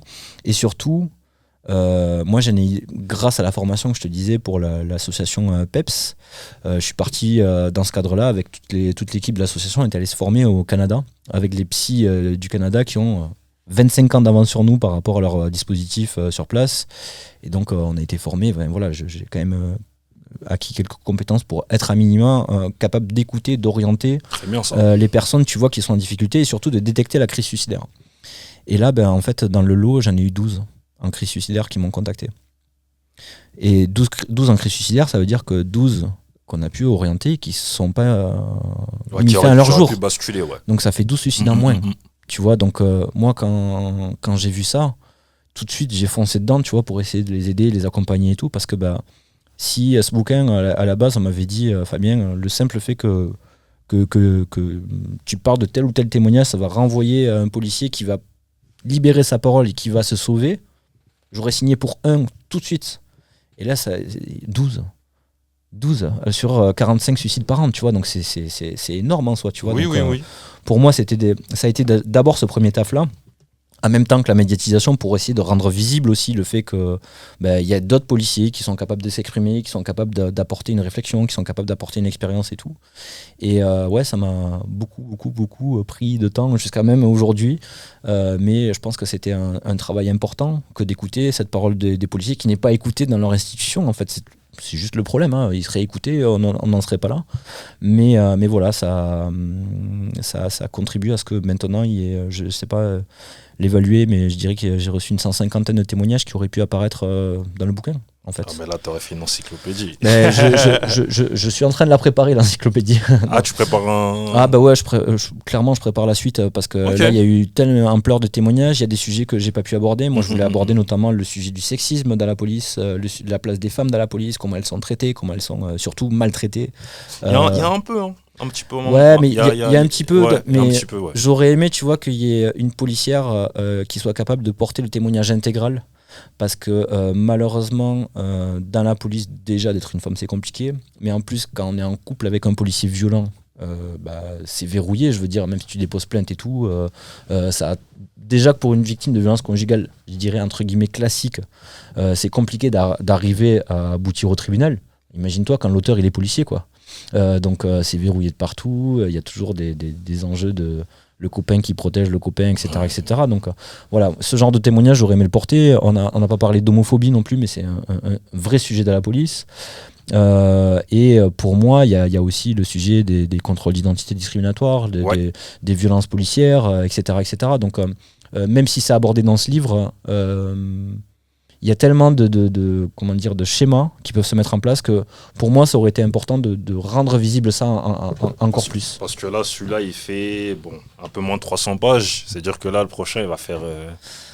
je sais pas encore pour le format, mais en tout cas l'idée c'est de dire ok, la loi de l'omerta, on a décrit les mécanismes, maintenant on va décrire la fin de l'omerta, c'est-à-dire comment on arrive à ce que les policiers entre eux ils puissent se mobiliser pour faire valoir leurs droits tout simplement, et raconter au travers de ça à la fois leur souffrance, leur parcours et leur vécu sur des thématiques qui n'ont pas été abordées dans le premier, et surtout comment maintenant on a mis fin à l'omerta et comment on fait avancer les choses, quoi. Très très bien. Et en écrivant ce livre-là, t'étais déjà un homme à abattre, mais là c'est un homme à abattre doublement. Alors je sais pas si j'étais un homme à abattre, j'étais en tout cas dans l'œil de Sauron, avec une cible dans le dos, clairement. Mon nom doit clignoter en rouge dans certains bureaux du ministère de l'Intérieur, mais je veux dire, tout est relatif. Moi, suite à la publication du bouquin, j'ai pas eu de représailles. directement, parce que j'étais plus dans la police, parce que la médiatisation nous a protégés. T'as pas une menace? T'as pas reçu une menace? Non. Et il faut savoir que si tu lis bien mon témoignage, j'ai rien raconté encore de la brigade des stupes. Ouais. Donc disons que moi j'ai pris des précautions, j'ai donné tous les éléments que j'avais à des gens sérieux, comme ça si jamais il m'arrive quoi que ce soit, les choses seront publiées. Donc si tu veux, je me suis aussi protégé en connaissance de cause. Bien sûr. Et voilà, donc moi j'ai pas eu de menaces ou de représailles. Par contre les autres témoins oui. À savoir par exemple Serge Supersac, le premier témoin. Lui il était délégué cohésion à la police population dans les quartiers entre guillemets chauds de Toulon. Son rôle c'est quoi? C'est qu'en fait c'est un policier, lui il était retraité donc réserviste, mais il n'était pas armé, il était en civil, il identifiait tout le monde, il allait dans le quartier, un peu comme ce que je t'ai décrit quand on faisait un police secours, tu vois, en mode police de proximité, de créer du lien, etc. Pour une fois que tu as du lien, tu as des infos, une fois que tu as des infos, tu traites vraiment les problématiques en fait. Exactement. Et lui, si tu veux, sa directrice, c'était l'ancienne directrice de Christophe, le 4e témoin du bouquin, qui lui dénonce comment un de ses collègues pédophiles à Marseille a été protégé par sa hiérarchie. Et sa hiérarchie, en l'occurrence, c'était une directrice qui a ensuite été mutée et qui est devenue la directrice de Serge. Oh, bon. Et donc, elle, par vengeance mesquine ou peut-être par commande du ministère de l'Intérieur, parce que ça n'a pas plu, je sais pas, je pourrais pas dire, moi je veux pas interpréter, mais le fait est qu'elle a reçu Serge en lui disant monsieur le réserviste, là, votre contrat il était signé jusqu'en juin 2024, oui, vous aurez plus d'heures, vous pouvez rentrer chez vous, salut. Comme ça, sans écrit, sans rien, il a été dégagé comme un malpropre. Donc du coup, voilà, il y a une procédure en cours, nul doute qui va aboutir, puisque pour le coup, Serge est reconnu officiellement lanceur d'alerte par le défenseur des droits suite à ça. Et donc on va suivre le cours de cette affaire pour rendre visible ce que c'est l'omerta et les représailles qui vont avec. Jean-Marc Canté, le deuxième témoin qui dénonce des violences policières à Pau dans son commissariat. Lui, c'est vraiment le témoignage que j'ai eu le plus à cœur de porter. Ouais, ils lui ont fait vraiment parce qu'ils ont fait vraiment la misère, et alors que c'est quelqu'un de tellement gentil, de tellement humain, de tellement professionnel que c'est absolument dégueulasse et à vomir ce qu'ils lui ont fait. Lui aussi, pareil, il est lanceur d'alerte officiellement maintenant, même si il fait le choix maintenant de plus s'exprimer parce que ça a été y compris difficile pour lui de raconter tout ça dans le bouquin, de le porter aussi derrière, parce qu'à la sortie du bouquin, on a quand même intervenu tous en même temps à l'Assemblée nationale pour dire voilà pourquoi on l'a écrit, qu'est-ce qu'on porte dans le cadre officiel de l'Assemblée, pour informer nos représentants des dysfonctionnements qu'on racontait. Voilà, les autres, je dirais, que ce soit Stéphane ou Christophe, ils n'ont pas trop été embêtés, mais parce que c'est des circonstances un peu particulières qui ont permis à ce qu'ils soient tranquilles, même s'il a fallu qu'on monte au créneau un petit peu pour les défendre et les protéger au début. Et après, c'est Agnès, ma co-autrice, qui a clairement été révoquée de la police pour son premier bouquin qu'elle avait écrit en 2018, qui raconte en fait son rôle à la brigade des mineurs de Nanterre, son quotidien, on va dire inspiré des affaires qu'elle a eu à traiter en tant qu'enquêtrice. Et pour ça, à l'époque, elle avait demandé l'autorisation de sa hiérarchie, l'autorisation aux magistrats, puisque c'était des affaires en cours. Elle avait demandé l'autorisation aux victimes, aux auteurs, etc., pour savoir si tout le monde était OK. Elle a anonymisé tout, elle a changé les lieux, etc. Et tout. Et ça n'a pas empêché qu'elle soit poursuivie pour le non-respect du secret professionnel. Parce que, tout simplement, il y a un magistrat certainement qui n'a pas apprécié qu'on raconte son histoire de bébé secoué en fait de mémoire, pour laquelle l'auteur a été il y a eu un classement sans suite en fait. Et si tu veux, à mon avis, le procureur il a dit oula, s'il raconte cette histoire, alors j'ai classé sans suite alors que j'aurais peut-être pas dû, etc., ça va encore faire polémique et tout. Et si tu veux, ils ont pris la mouche et ils lui ont trouvé non-respect du secret professionnel parce qu'elle collait à son quotidien forcément. Elle voulait faire une démarche de transparence et donc elle a collé à des parties de procédure pour bien illustrer, tu vois, la vie de la brigade des mineurs. Moi, je trouve ça absolument regrettable qu'elle ait été poursuivie pour ça. Et d'ailleurs condamnée en première instance. Il y a l'appel qui va arriver prochainement, là, et on a hâte d'ailleurs de pouvoir rétablir une petite forme de vérité par rapport à ça. Mais je veux dire, c'est rare qu'il y ait un policier ou une policière, tu vois, qui écrive un bouquin qui raconte son quotidien en totale transparence, sans jugement, tu vois, parce que même elle, dans le truc, tu vois, qu'elle raconte, à un moment donné, elle est face à face avec une victime qu'elle croit pas trop, elle la secoue un peu, elle raconte comment elle la secoue un peu verbalement et tout, etc. Alors que déontologiquement, elle ne devrait pas, mais je veux dire, c'est humain à un moment donné, tu vois, dans le schéma dans lequel elle se situe. Et moi, je trouvais ça tellement juste, tu vois, de montrer la réalité brute, en fait, et de dire, regardez comment ça se passe, en fait. Ça permet aux gens de comprendre. Tout simplement, tu vois, l'activité, quelles questions on se pose en tant qu'enquêteur, comment on se positionne, etc., etc. Moi, je trouvais que c'était d'utilité publique et de se retrouver révoqué. Parce qu'en fait, tu donnes une bonne image de la police, parce que c'est ça, in fine, que Agnès, elle a donné. C'est délirant, quoi. Et c'est délirant surtout que la procédure, à la base, qui lui était reprochée, l'IGPN, quand ils font l'enquête, ils recommandent un blâme, c'est-à-dire, en gros, un avertissement du premier groupe, etc. C'est pas très, très impactant sur la carrière. C'est juste, en gros, recommencez pas, sinon il y aura sanction plus importante. L'IGPN recommande un blâme et la justice propose prison avec sursis, amende, interdiction d'exercer, etc., etc. Donc, si tu veux, la disproportion par rapport de la sanction par rapport à ce qu'elle a fait, on est clairement aussi dans le registre des représailles, à mes yeux en tout cas. Oui.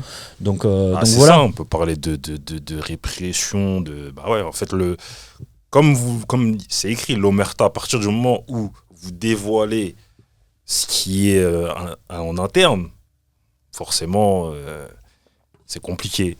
C'est là où, en fait, où on se dit, c'est vraiment corporatiste, finalement. C'est vraiment... il se passe des dysfonctionnements, encore une fois. Il ne faut pas le dénoncer, en fait. Il faut le garder entre vous, etc. Mais bon, ça, c'est un devoir citoyen que vous avez fait, en fait. C'est ça, parce que autant, tu vois, on est soumis à une obligation de réserve dans la police pour pas parler forcément de nos activités, le secret professionnel aussi, enfin je veux dire c'est important tu vois de respecter tout ça, sauf que tu vois la hiérarchie et quand tu regardes un peu les affaires disciplinaires, les sanctions et tout, pour le non-respect de l'obligation de réserve, en fait c'est un moyen de museler ceux qui sont pas d'accord, ceux qui sont pas contents ou ceux qui dénonceraient les trucs quoi, donc l'usage il est complètement dévoyé et moi si tu veux à cette obligation là j'oppose l'obligation d'informer le public pour tout agent de l'État, fonctionnaire d'État en fait, parce que faut pas oublier que entre guillemets moi je suis plus policier aujourd'hui, mais quand j'étais policier, moi mon patron c'était les citoyens en fait. C'était pas le ministère de l'Intérieur, tu vois. Enfin, dans ma tête, même si voilà il y a des ordres, il y a une organisation à respecter, une hiérarchie, ça j'entends bien, tu vois, il y a pas de problème. Mais pour moi, je bossais pour les citoyens, je bossais pas pour la carrière d'un ministre qui veut se faire élire à la première élection qui va suivre, en jouant sur les peurs et en faisant monter les stats pour au final, en fait, pas décrire du tout ce que c'est la réalité de la délinquance ou la réalité du sentiment d'insécurité ou ce genre de choses, et qui pas capable d'expliquer tout ça, mais qui alimente la machine pour polariser et pour, in fine, se poser en tant que sauveur. Regardez, moi, je vais avoir la main ferme pour tenir tout ça et pour lutter contre la délinquance. Donc, je sais plus où j'en étais. J'ai perdu le fil là. Mais voilà, tout ça pour dire que ouais, moi, je suis rentré gardien de la paix. Je suis pas rentré force de l'ordre. Ouais. Le glissement sémantique, il est important. Et je suis rentré pour le public, en fait. Parce que la police, c'est un service public. Donc, c'est un service pour tout public, y compris les gens mécontents, y compris les gens qui sont pas forcément copains avec la police et tout. Mais voilà, ça fait partie du job. Faut rester pro. Et pour moi, rester pro, c'est informer le public quand il y a un dysfonctionnement majeur au sein d'une institution qui ne veut pas le révéler parce que c'est un fonctionnement clanique, familial, genre on lave le linge en famille, tu vois, on se répand pas à l'extérieur, etc., etc. Et en fait, c'est ça l'omerta. C'est le fait de ne pas pouvoir avoir la capacité d'écoute en interne, de ne pas pouvoir la formuler à l'extérieur, et surtout, si on la formule, on devient la cible, quoi. Ouais. Donc, et surtout, on parle quand même de crimes ou de délits parfois dans le bouquin. Je veux dire, Serge, il parle de la corruption des 4 compagnies de CRS à Paris, autoroutières, où en gros, ils se faisaient payer en échange de faire sauter les amendes. Jean-Marc, il parle de violences policières sur des mineurs. Donc voilà, on est quand même sur des délits assez graves. On parlait de pédophilie tout à l'heure à la brigade des mineurs de Marseille. Stéphane, il dénonce aussi comment un directeur de la police a poussé au suicide une de ses collègues de bureau, etc., etc. Agnès, elle parle du harcèlement sexuel et moi de tout ce que j'ai raconté tout à l'heure. Mais c'est très chaud. Tu parlais des retours. à mes yeux, à ma connaissance, pas d'enquête par rapport à ce qu'on a dénoncé. Mais même le retour du public en général. Et alors pour le coup, le retour du public en général, je t'épargne les retours des fachos, tu vois, entre guillemets, extrême droite, qui forcément nous tombent dessus parce qu'on a prononcé le mot violence policière, donc du coup, il faut pas en parler. Ou on a prononcé le mot racisme, ça n'existe pas dans la police, alors que bon, voilà, on sait très bien qu'il y en a beaucoup plus qu'ailleurs même. Et voilà, à part eux, c'est-à-dire les retours que j'avais déjà quand j'exerçais ou quand mes collègues exerçaient, c'est-à-dire ça fait du bien d'avoir des policiers comme vous, des policiers honnêtes, merci. Ouais. On se doutait pas que c'était une telle souffrance à l'intérieur pour ceux qui voudraient rendre visible le problème, etc. Certains qui disaient, vous pensez pas que vous avez un peu exagéré et tout, etc. Parce que si tu veux, c'est tellement gros, c'est tellement énorme ce qu'on raconte qu'on se dit, mais ils l'ont inventé, c'est un scénario, c'est pas possible, etc. Non, tout est vérifié, tout est sourcé, chaque ligne, chaque mot, je peux apporter la preuve de ce qui a été écrit, etc., etc. Mais si tu veux, c'est tellement gros et c'est tellement dissonant par rapport au message public que tu vois dans les médias, tu vois, rapportés par les syndicats de police et tout, que tu t'es dit, mais on est où là en fait? Donc, mais non, mais vraiment, beaucoup de retours positifs. Et un de ceux qui m'a, je dirais, le plus touché, c'est un gars qui sortait de prison. Je crois de mémoire il a pris 8 piges pour je sais plus quel fait, et il me dit voilà, moi je suis un voyou, je me le cache pas et tout, etc. Mais j'ai été victime de violences policières plus dans ma vie, etc. et tout, et je tiens à te remercier parce que t'es un policier honnête. T'as dit les termes, comme il m'a dit. T'as dit les termes, t'as posé le truc, et ça fait du bien parce que même moi, tu vois qu'il y avait la haine contre la police. Maintenant, je vais réfléchir à 2 fois quand je vois un policier, parce que s'il faut, c'est un policier comme toi, tu vois. Magnifique. Et pour moi, tu vois, ça s'est gagné parce que je l'ai pas raconté encore, mais suite à mes engagements dans les policiers en colère, moi, très vite, j'ai bifurqué dans des collectifs citoyens et policiers pour promouvoir le dialogue entre la population et sa police. Il faut que ça revienne, ça. Etc. Voilà, par exemple, en 2017, on avait organisé un match de foot policier contre les citoyens avec Lilian Thuram, tu vois, symboliquement, pour déjà donner envie de jouer au foot avec un champion du monde, parce que c'est toujours la classe. Et puis derrière, tu vois, à la mi-temps, on a mixé les équipes, il n'y avait plus de policiers, il n'y avait plus de citoyens, on s'est retrouvés dans les vestiaires à kiffer, à prendre la douche avec Thuram, tu vois, et à partager ce moment-là. Et tout ça, moi, c'est ce que j'essaie de vrai à faire, parce que j'estime que c'est très très important que, justement, on ne tombe pas dans le piège du discours politique polarisant, et de dire, en fait, les gars, quand on se parle, on se comprend. Bah oui. Donc organisons des endroits où on peut se parler, organisons des rencontres, organisons même des activités ensemble si on a du mal à se parler au début, pour qu'on puisse partager un truc et que le petit fil du dialogue il se tire petit à petit, quoi. Bien sûr. Donc non, c'est pour moi super important en fait, de dire comment ça se passe dans la police pour que le citoyen usager du service public il s'approprie ces questions-là et ils disent, moi en fait, je veux pas d'une police d'intervention à la Sarkozy où on envoie les commandos G.I. Joe pour un tapage nocturne dans un hall d'immeuble, quoi, tu vois, je caricature. Et au contraire, où on a un retour à des policiers qui ont une optique de, voilà, je suis là, je connais tout le quartier, je sais qui fait quoi, je sais qui est délinquant, pas délinquant, habitant, pas habitant, j'arrive à désamorcer les tensions avant qu'on en arrive à des crimes ou des délits potentiellement, etc. etc. En fait, le taf de policier gardien de la paix, c'est-à-dire qu'il s'assure de réguler l'espace public et de l'apaiser pour que tout le monde puisse vivre le plus sereinement possible, en fait. C'est très bien, tu as parlé de sémantique gardien de la paix, force de l'ordre. Je vais rebondir là-dessus. Parce que tu as parlé de politisation, d'extrême droite, etc. Le rapport entre la politique et la police. Parce que les syndicats que tu dénonçais tout à l'heure sont proches du pouvoir. On va dire que c'est, entre guillemets, des polices inféodées qui protègent le pouvoir, pardon. Ma question est de savoir, toi, dans ce positionnement-là que tu as, est-ce que tu es catégorisé comme étant quelqu'un qui est à gauche, France Insoumise, avec tout ce que ça comporte? Tu sais, c'est assez marrant, parce que, entre guillemets, pour la France Insoumise, je dirais, je caricature volontairement, mais c'est juste pour imager, on va dire, les électeurs de la France Insoumise, ils me prennent pour un facho, parce que j'étais flic. et les fachos me prennent pour un gauchiste, parce que je prends le dialogue et que je défends le fait qu'on puisse combattre le racisme, combattre les violences policières ou ce genre de choses. Donc si tu veux, je sais pas en fait qui me catalogue où. Ouais. Moi je sais que j'ai des valeurs, je dirais humanistes qui, voilà, pour moi, là, en premier, c'est la solidarité, l'égalité, tu vois, enfin le vivre ensemble, et tout ça, la police doit contribuer à ce que on puisse bien vivre ensemble. Et là, c'est pas le cas. Donc, moi, j'en sors. Après, on me traite de gauchiste, on me traite de droitard, on me traite de réac, ce qu'on veut. Moi, je sais que c'est mes convictions que je porte, indépendamment d'une idéologie politique, parce que je me suis jamais inscrit dans une logique de parti. J'ai jamais été adhérent d'un parti politique. Et moi, par contre, si jamais il y a des hommes ou des femmes politiques qui viennent me voir en me disant tel projet il est intéressant, est-ce que tu veux travailler avec nous? Moi, qui suis de droite ou de gauche, j'ai aucun problème avec ça. Okay. Moi, l'idée, c'est de faire émerger les meilleures solutions possibles pour faire avancer la société. Alors, on est d'accord que clairement, l'extrême droite ne fera pas avancer la société, donc je ne discute même pas avec eux. Ou alors, c'est plutôt en mode clash parce que voilà, ils n'ont pas compris qui j'étais. Et disons que si je devais avoir une étiquette générale, te rapporter l'étiquette générale, on me dit que je suis un flic de gauche, quoi, tu vois, enfin, quelqu'un de gauche en tout cas. Et ça me dérange pas, ça me pose pas de problème, tu vois, qu'on dit ça. Mais c'est vrai qu'être flic de gauche dans la police, actuellement, on est des ovnis en fait.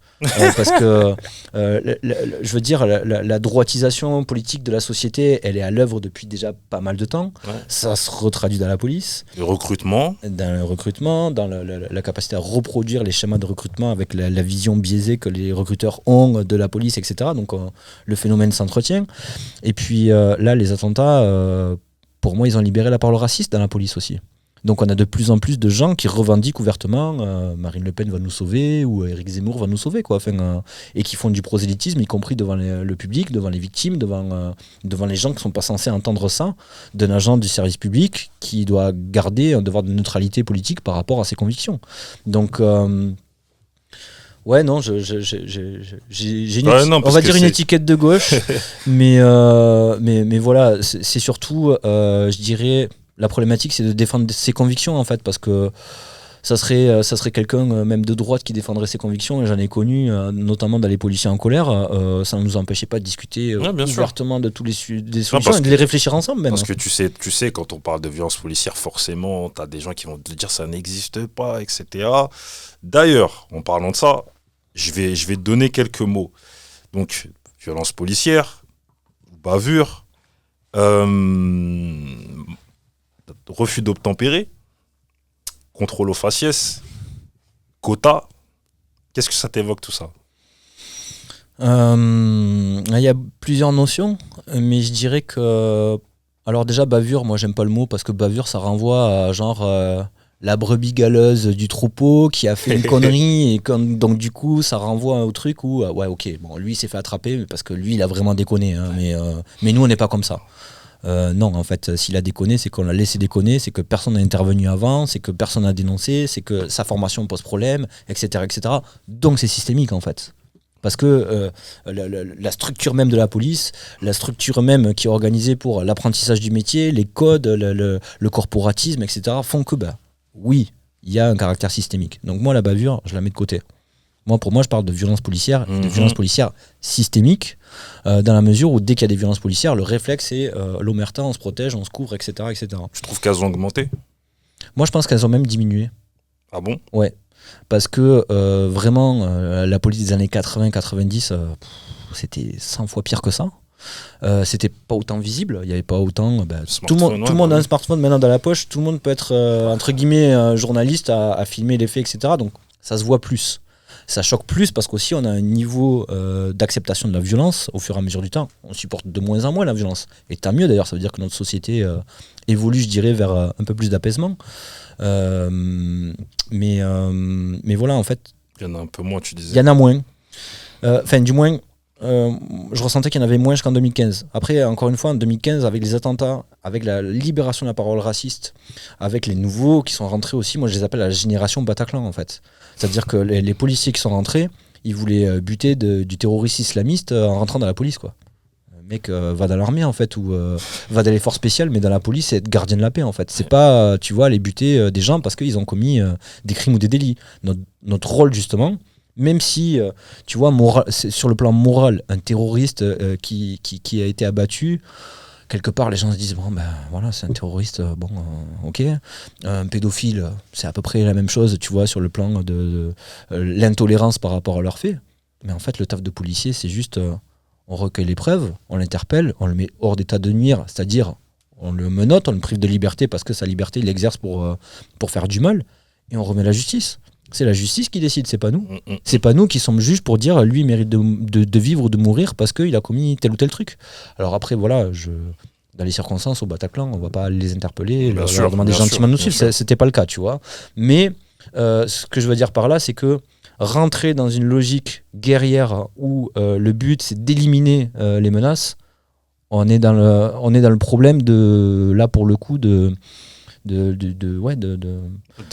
fonctionnement potentiellement totalitaire de l'État à travers sa police. Et il ne faut pas oublier que la police nationale, elle a été créée quand même, encore aujourd'hui, par un décret du régime de Vichy, qui nationalise toutes les polices municipales et qui fait que la police nationale, c'est le seul modèle en Europe qui est hyper centralisé comme ça, où le ministre de l'Intérieur, quand il dit « Amen », ça arrive jusqu'en bas et c'est amen. Et il n'y a aucune autonomie, si tu veux, des chefs locaux pour pouvoir proposer des solutions innovantes parce qu'on est tous dans le même moule, dans le même cadre, etc.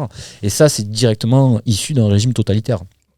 Excuse-moi, juste pour revenir sur ce que tu disais sur la génération Bataclan, tu ne trouves pas qu'il y a une forme d'ivresse du pouvoir, en fait, le fait d'être policier, de se dire « ouais, j'ai besoin de me défouler sur de l'étranger ou quoi que ce soit ».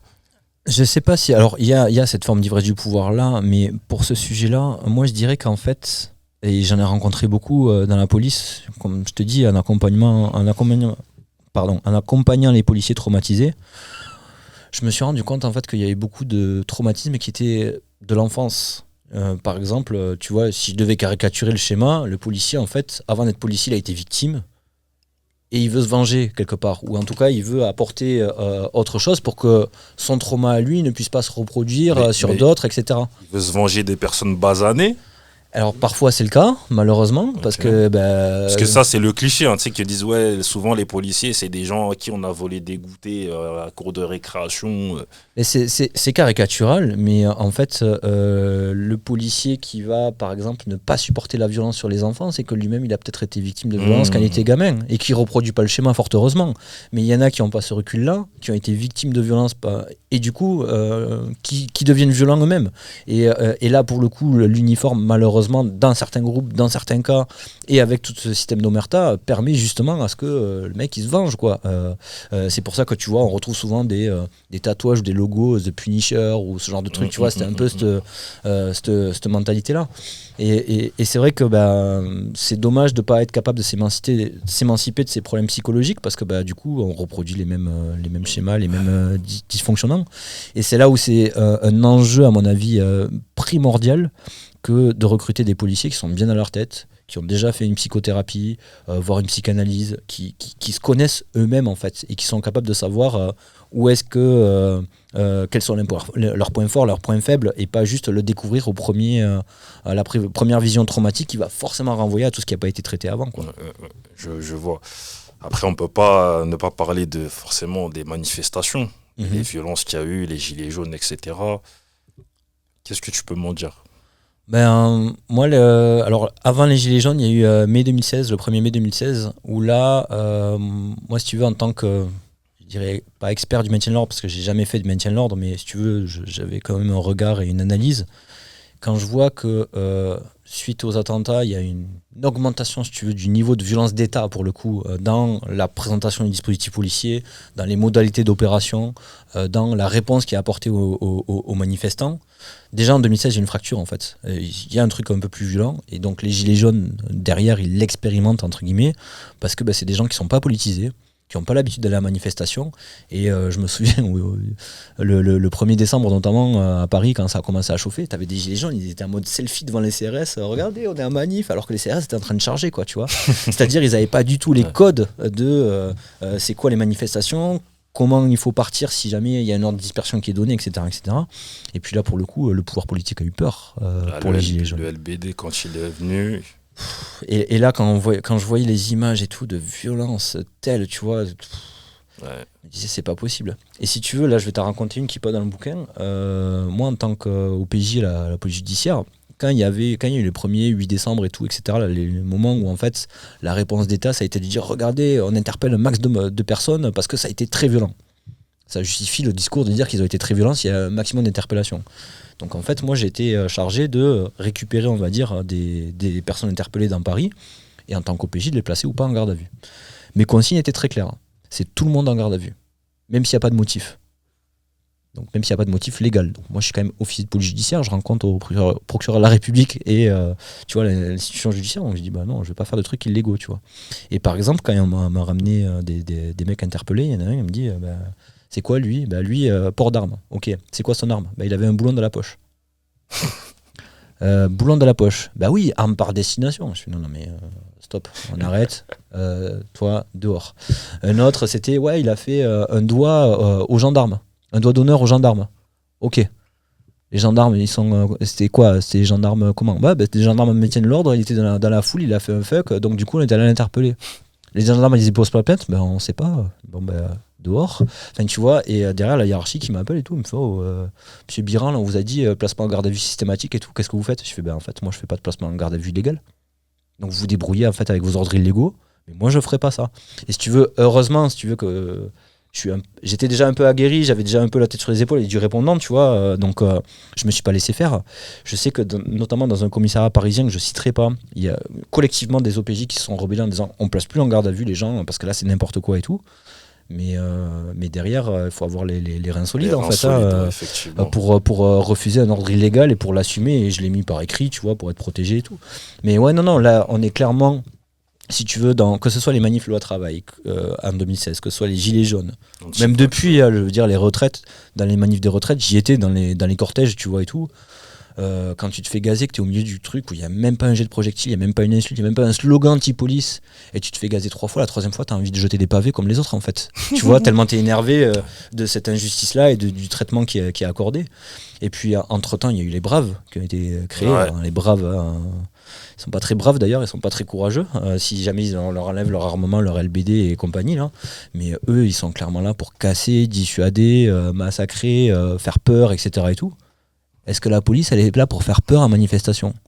Non, la police, elle est là pour s'assurer que les manifestants, ils peuvent exercer un droit fondamental qui est celui de la liberté d'expression dans le cadre d'une manif. Et là, les policiers, ils sont là juste pour que ça se passe bien, en fait. Bah oui. Pas juste pour impacter, pour dire si on les impacte, il y en aura moins la fois suivante. Donc, et c'est là où tu vois l'usage politique qui a été fait de la police par la création de cette brave, par le fait d'envoyer des bacs qui ne sont pas formés en maintien de l'ordre pour les gilets jaunes, et tout un tas de trucs.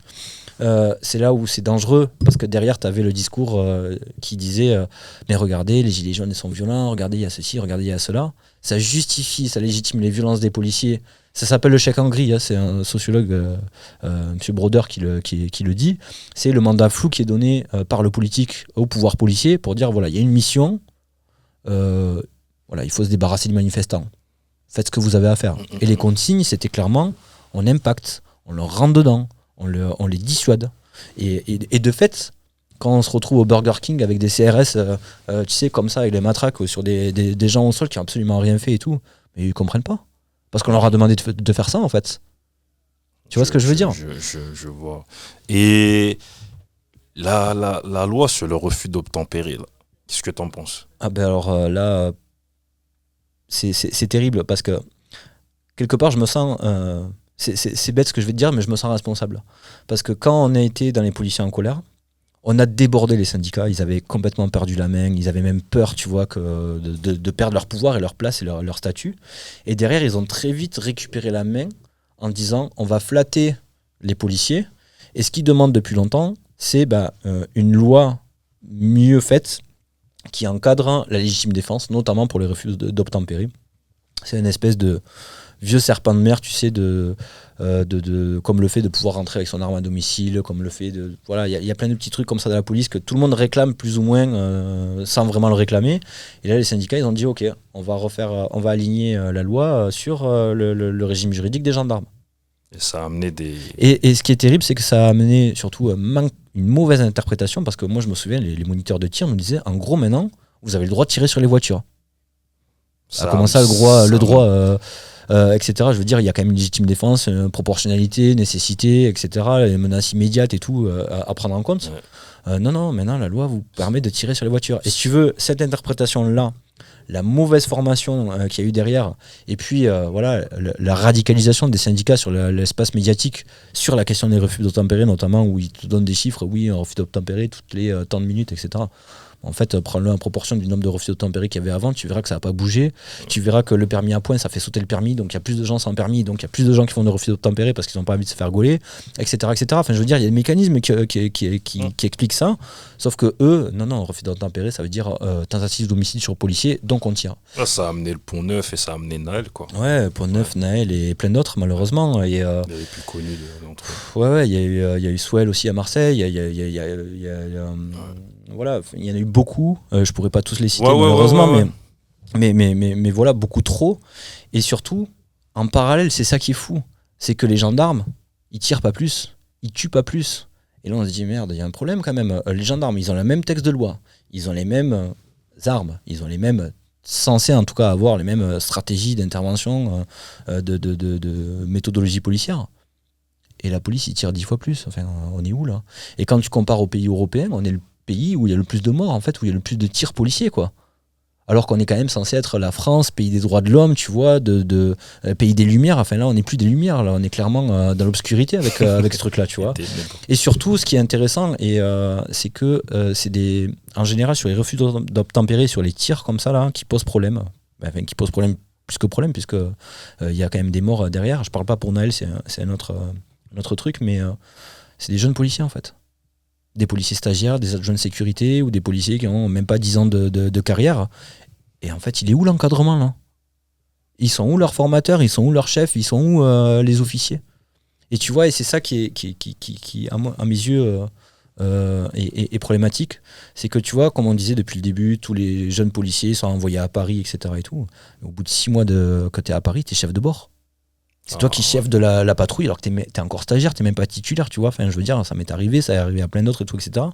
Donc, manque d'expérience, manque d'encadrement, manque de formation et en plus une interprétation de la loi qui est vraiment à des années-lumière de ce qui aurait dû être. Bah, t'as le cocktail parfait pour que les policiers surréagissent. En plus, ils ont peur. En plus, le contexte médiatique fait que ça fait monter la sauce, etc., etc. Et là, on est dans un cercle vicieux d'escalade de la violence, en fait. Et moi, ce que je reproche aux syndicats de police, c'est de ne pas être un contre-pouvoir, en fait, pour dire, en fait, les policiers ne sont pas là pour aller buter des gens ou pour aller tirer sur des voitures ou quoi que ce soit. Ils sont là pour apaiser. Donc, qu'est-ce qu'on fait pour apaiser, là? Parce que là, ça ne va plus du tout. Les policiers eux-mêmes se retrouvent en plus en accusation au tribunal et ils ne comprennent pas. Parce qu'on leur a dit, bah, tu peux tirer sur des refus d'obtempérer. Bah oui. Donc, si tu veux, même pour eux, tu vois, je dis pas que, tu vois, sur le plan moral, c'est pas, on peut pas se poser la question de pourquoi il a tiré humainement, etc., etc. Mais en tout cas, tu les mets dans un contexte où tu leur dis c'est ok, et après tu leur dis bah non, tu vas aller au tribunal. Et ils sont là, mais en fait, pourquoi vous m'avez demandé de tirer si en fait je vais finir au tribunal, tu vois. Donc il y a aussi une problématique en interne, et ça c'est au syndicat de police de la régler. Sauf que c'est eux qui a apporté la réforme du refus d'obtempérer. Donc ils vont pas remettre en question la réforme qu'ils ont apportée, parce que sinon ça voudrait dire qu'ils sont en échec. Et reconnaître un échec publiquement, tu sais très bien que la police, quelle que soit on va dire l'entité, syndicat, hiérarchie ou quoi, reconnaître ses erreurs, c'est pas possible. Et d'ailleurs, c'est toute la problématique pour arriver à trouver des solutions, c'est déjà de sortir du déni institutionnel de ok les gars, il y a un problème, bon ben vas-y, on se pose autour de la table, on le pose, on discute et on trouve des solutions. Non, pour eux c'est, il n'y a pas de problème. Le pire, c'est quand j'entends le mot violence policière, je m'étouffe, en référence à Cédric Chouviat. Enfin, le ministre de l'Intérieur, il se fout ouvertement de la gueule des victimes et il leur marche dessus, quoi. Enfin, c'est scandaleux et c'est terrible parce que l'image que ça donne, c'est quoi? C'est que le chef du ministère de l'Intérieur, il cautionne. Voilà. Ouais. On passe à la rubrique lecture. Est-ce que tu peux recommander brièvement 3 livres à lire, s'il te plaît? 3 livres à lire, alors Police l'Omerta, parce qu'effectivement c'est un livre qui, au-delà de tout ce qu'on raconte, il y a quand même un intérêt particulier de trouver les outils pour les policiers qui seraient traumatisés, d'identifier leurs problèmes par rapport au trauma, etc. Et surtout, il y a des solutions dedans. Donc voilà, je peux que le recommander. Numéro 2. Le numéro 2... En ce moment, c'est Dune, en fait, le livre qui a inspiré le film, là, parce que moi, j'adore la science-fiction, et j'adore, tu vois, avoir cette capacité de pouvoir se projeter très, très loin du réel. C'est écrit par qui? Frank Herbert. Ok. Et voilà, je l'ai relu encore récemment, donc du coup, c'est pour ça que je trouve que c'est une œuvre qui est assez intéressante, justement pour montrer tous les schémas qu'on retrouve dans notre quotidien, en fait, mais projetés dans un imaginaire qui permet de faire un pas de côté pour se rendre compte de certaines réalités et de sortir du déni, ça peut aider aussi. Et le dernier, je dirais Le joueur d'échecs de Stefan Zweig, parce que c'est mon auteur préféré, que j'adore sa capacité d'écriture à décrire avec à la fois des mots tellement simples et une fluidité naturelle ça m'a beaucoup aidé, notamment, tu vois, après ma TS, de le lire, de pouvoir être en capacité d'exprimer mieux mes émotions. Parce que bon, quand on est policier, à force, on est un robot avec un gilet pare-balles, on exprime plus d'émotions. Et Stefan Zweig, il m'a permis de pouvoir trouver des mots, même très simples, sur qu'est-ce que je ressens, comment je vis les choses, etc. Et en plus, il a une capacité d'écriture où... moi, à partir du moment où je commence le premier mot du bouquin, je suis obligé de le finir parce que il m'aspire, on va dire, de la lecture, et je m'identifie tout le temps à son personnage, j'arrive à me mettre à sa place et tout, et c'est toujours super intéressant comme voyage intellectuel à lire Stefan Zweig. Donc, Très, très, très bien. Écoute, la tradition ici, c'est que l'autre parte avec un livre, donc j'ai un livre pour toi. Ah. J'espère que tu ne l'as pas. Alors. Tiens. Est-ce que tu peux l'ouvrir Merci. Devant la caméra et lire le titre, s'il te plaît? Alors, tu sais qu'en plus, je te cite là 3 livres, mais j'ai une bibliothèque qui doit en faire 300 ou 400. J'adore lire. Et je suis le genre de personne qui, quand il rentre dans une librairie, repart avec 10 bouquins. Et j'adore comment on fait des bouquins. Alors, je te remercie beaucoup. Et voilà, en plus, Stefan Zweig, je ne connais pas encore celui-là, La pitié dangereuse ou L'impatience du cœur. Exactement. Et je te remercie pour cette lecture, parce que tu vas ravir mon prochain trajet en train. Parce que, ayant beaucoup de galères SNCF en ce moment, j'ai beaucoup de temps à passer dans le train. Écoute. Vraiment, merci, je suis très touché par ce cadeau. Je t'en prie. 2 dernières questions. Quel héritage tu voudrais laisser aux autres? Oula, c'est vaste question. Je pense que l'héritage, pour moi, le livre, c'était une forme d'héritage quand je l'ai écrit, pour essayer de transmettre un petit peu le vécu, l'expérience, les erreurs qu'on a faites et les solutions.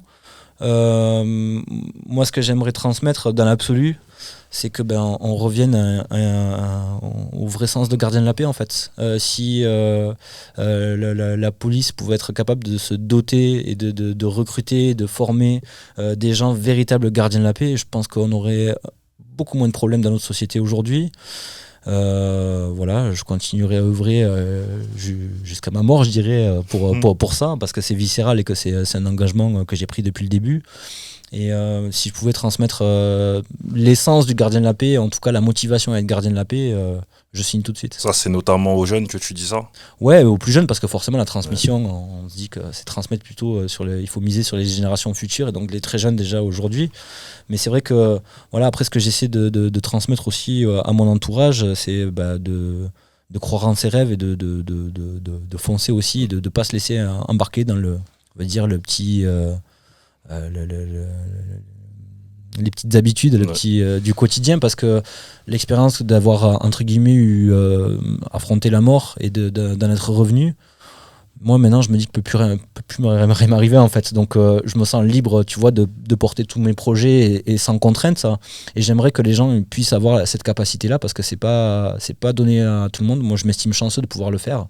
Et si d'aventure ils avaient envie de changer le monde ou de porter leurs rêves au plus haut, je les encourage vivement. Très bien. Dernière question. Qu'est-ce qu'on peut te souhaiter? J'ai déjà tout ce qu'il me faut, en fait. Moi, je te jure, je vis ma meilleure vie depuis que j'ai quitté la police, parce que je suis dans mon rôle justement de gardien de la paix, d'accompagner les policiers, de libérer leur parole par rapport à leur souffrance, d'écouter et de libérer la parole des victimes de violences policières aussi. Tu vois, et d'apporter ce que je peux aux gens dans mon rôle. Donc moi je suis épanoui dans ça, donc rien de plus si je dirais, si ce n'est que voilà, un peu plus de soutien, un peu plus d'aide, un peu plus de mobilisation collective pour les policiers lanceurs d'alerte, parce que je pense qu'il va falloir qu'on compte sur eux à l'avenir et qu'on va avoir besoin de soutien pour changer tout ça. Bah écoute, moi je te souhaite le meilleur. Merci beaucoup. En tout cas, ça a été un plaisir d'échanger avec toi, de causer avec toi, d'apprendre ce qui t'est arrivé, tes actions et tout. Et je t'encourage vraiment à aller dans ce sens-là. Donc voilà, ça a été vraiment un plaisir. C'était Cause Mon Autre, l'émission qui prône la vulgarisation et la transmission pour l'élévation, en espérant que vous avez appris des choses et éventuellement sur vous-même. Prenez soin de vous et des vôtres. À très bientôt. Merci.